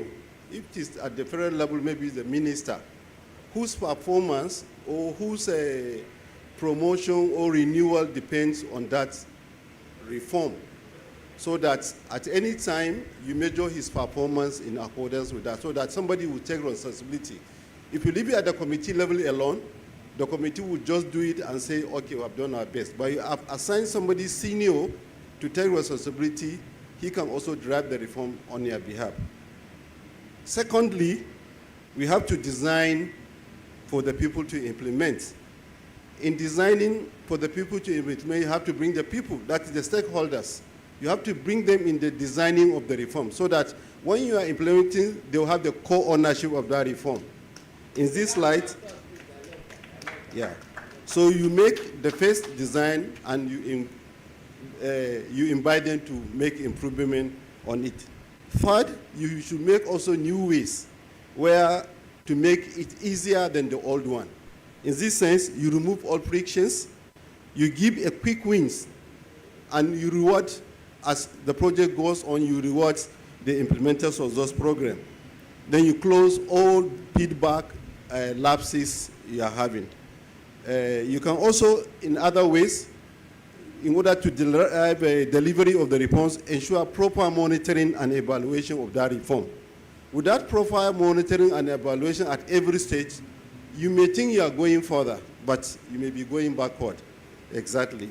Last but not the least, you have to ensure that you run the parallel system in the reform, whereby at every stage, the budgetary provision are adequately released for that reform to take place. In our own case here, especially in Nigeria, in most cases, our projects or our reforms, we call them ongoing. Because in the financial year, assuming you have a project that you have 100 million to execute, and the first year you're giving only 2 million, and you went ahead to issue the contract or the award letter for the project, you think you cannot go anywhere. But at the beginning, before you even start the project, you ensure that maybe, if not 50%, you should have more than 30% at the beginning for the project. Then subsequently, maybe second year, or at the project or reform progresses, adequate releases are done as at when due. Last but not the least, for us to ensure that the reforms are sustained in our society, we have to be all collectively transparent and accountable. Because without accountability, sincerely speaking, we are going nowhere. Thank you so much. Thank you. Thank you very much. Well, it's all about ownership, partnership, collaboration, connection with the monitoring and evaluation that brings us to the place of delivering outcomes that we can see, trust, and feel. I don't think there's any better way to end than with the pledge. It's been a pleasure being. You want me to get some? They gave me 3 minutes to wrap it up. Am I permitted to get 3 questions?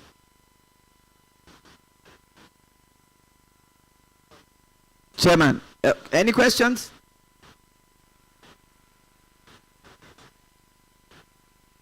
No? The no's have it. All right, at this point in time, I believe there's nothing better than to simply, let's all say together the Nigerian pledge, that we pledge to Nigeria, our country, to be faithful, loyal, and honest, to serve Nigeria with all our strength, to defend her unity, to uphold her honor and glory. So help us, God. And that's an amen. Let it be so. Thank you. Congratulations, and thank you to all of panelists and my lead speaker and the Edo crowd. Thank you.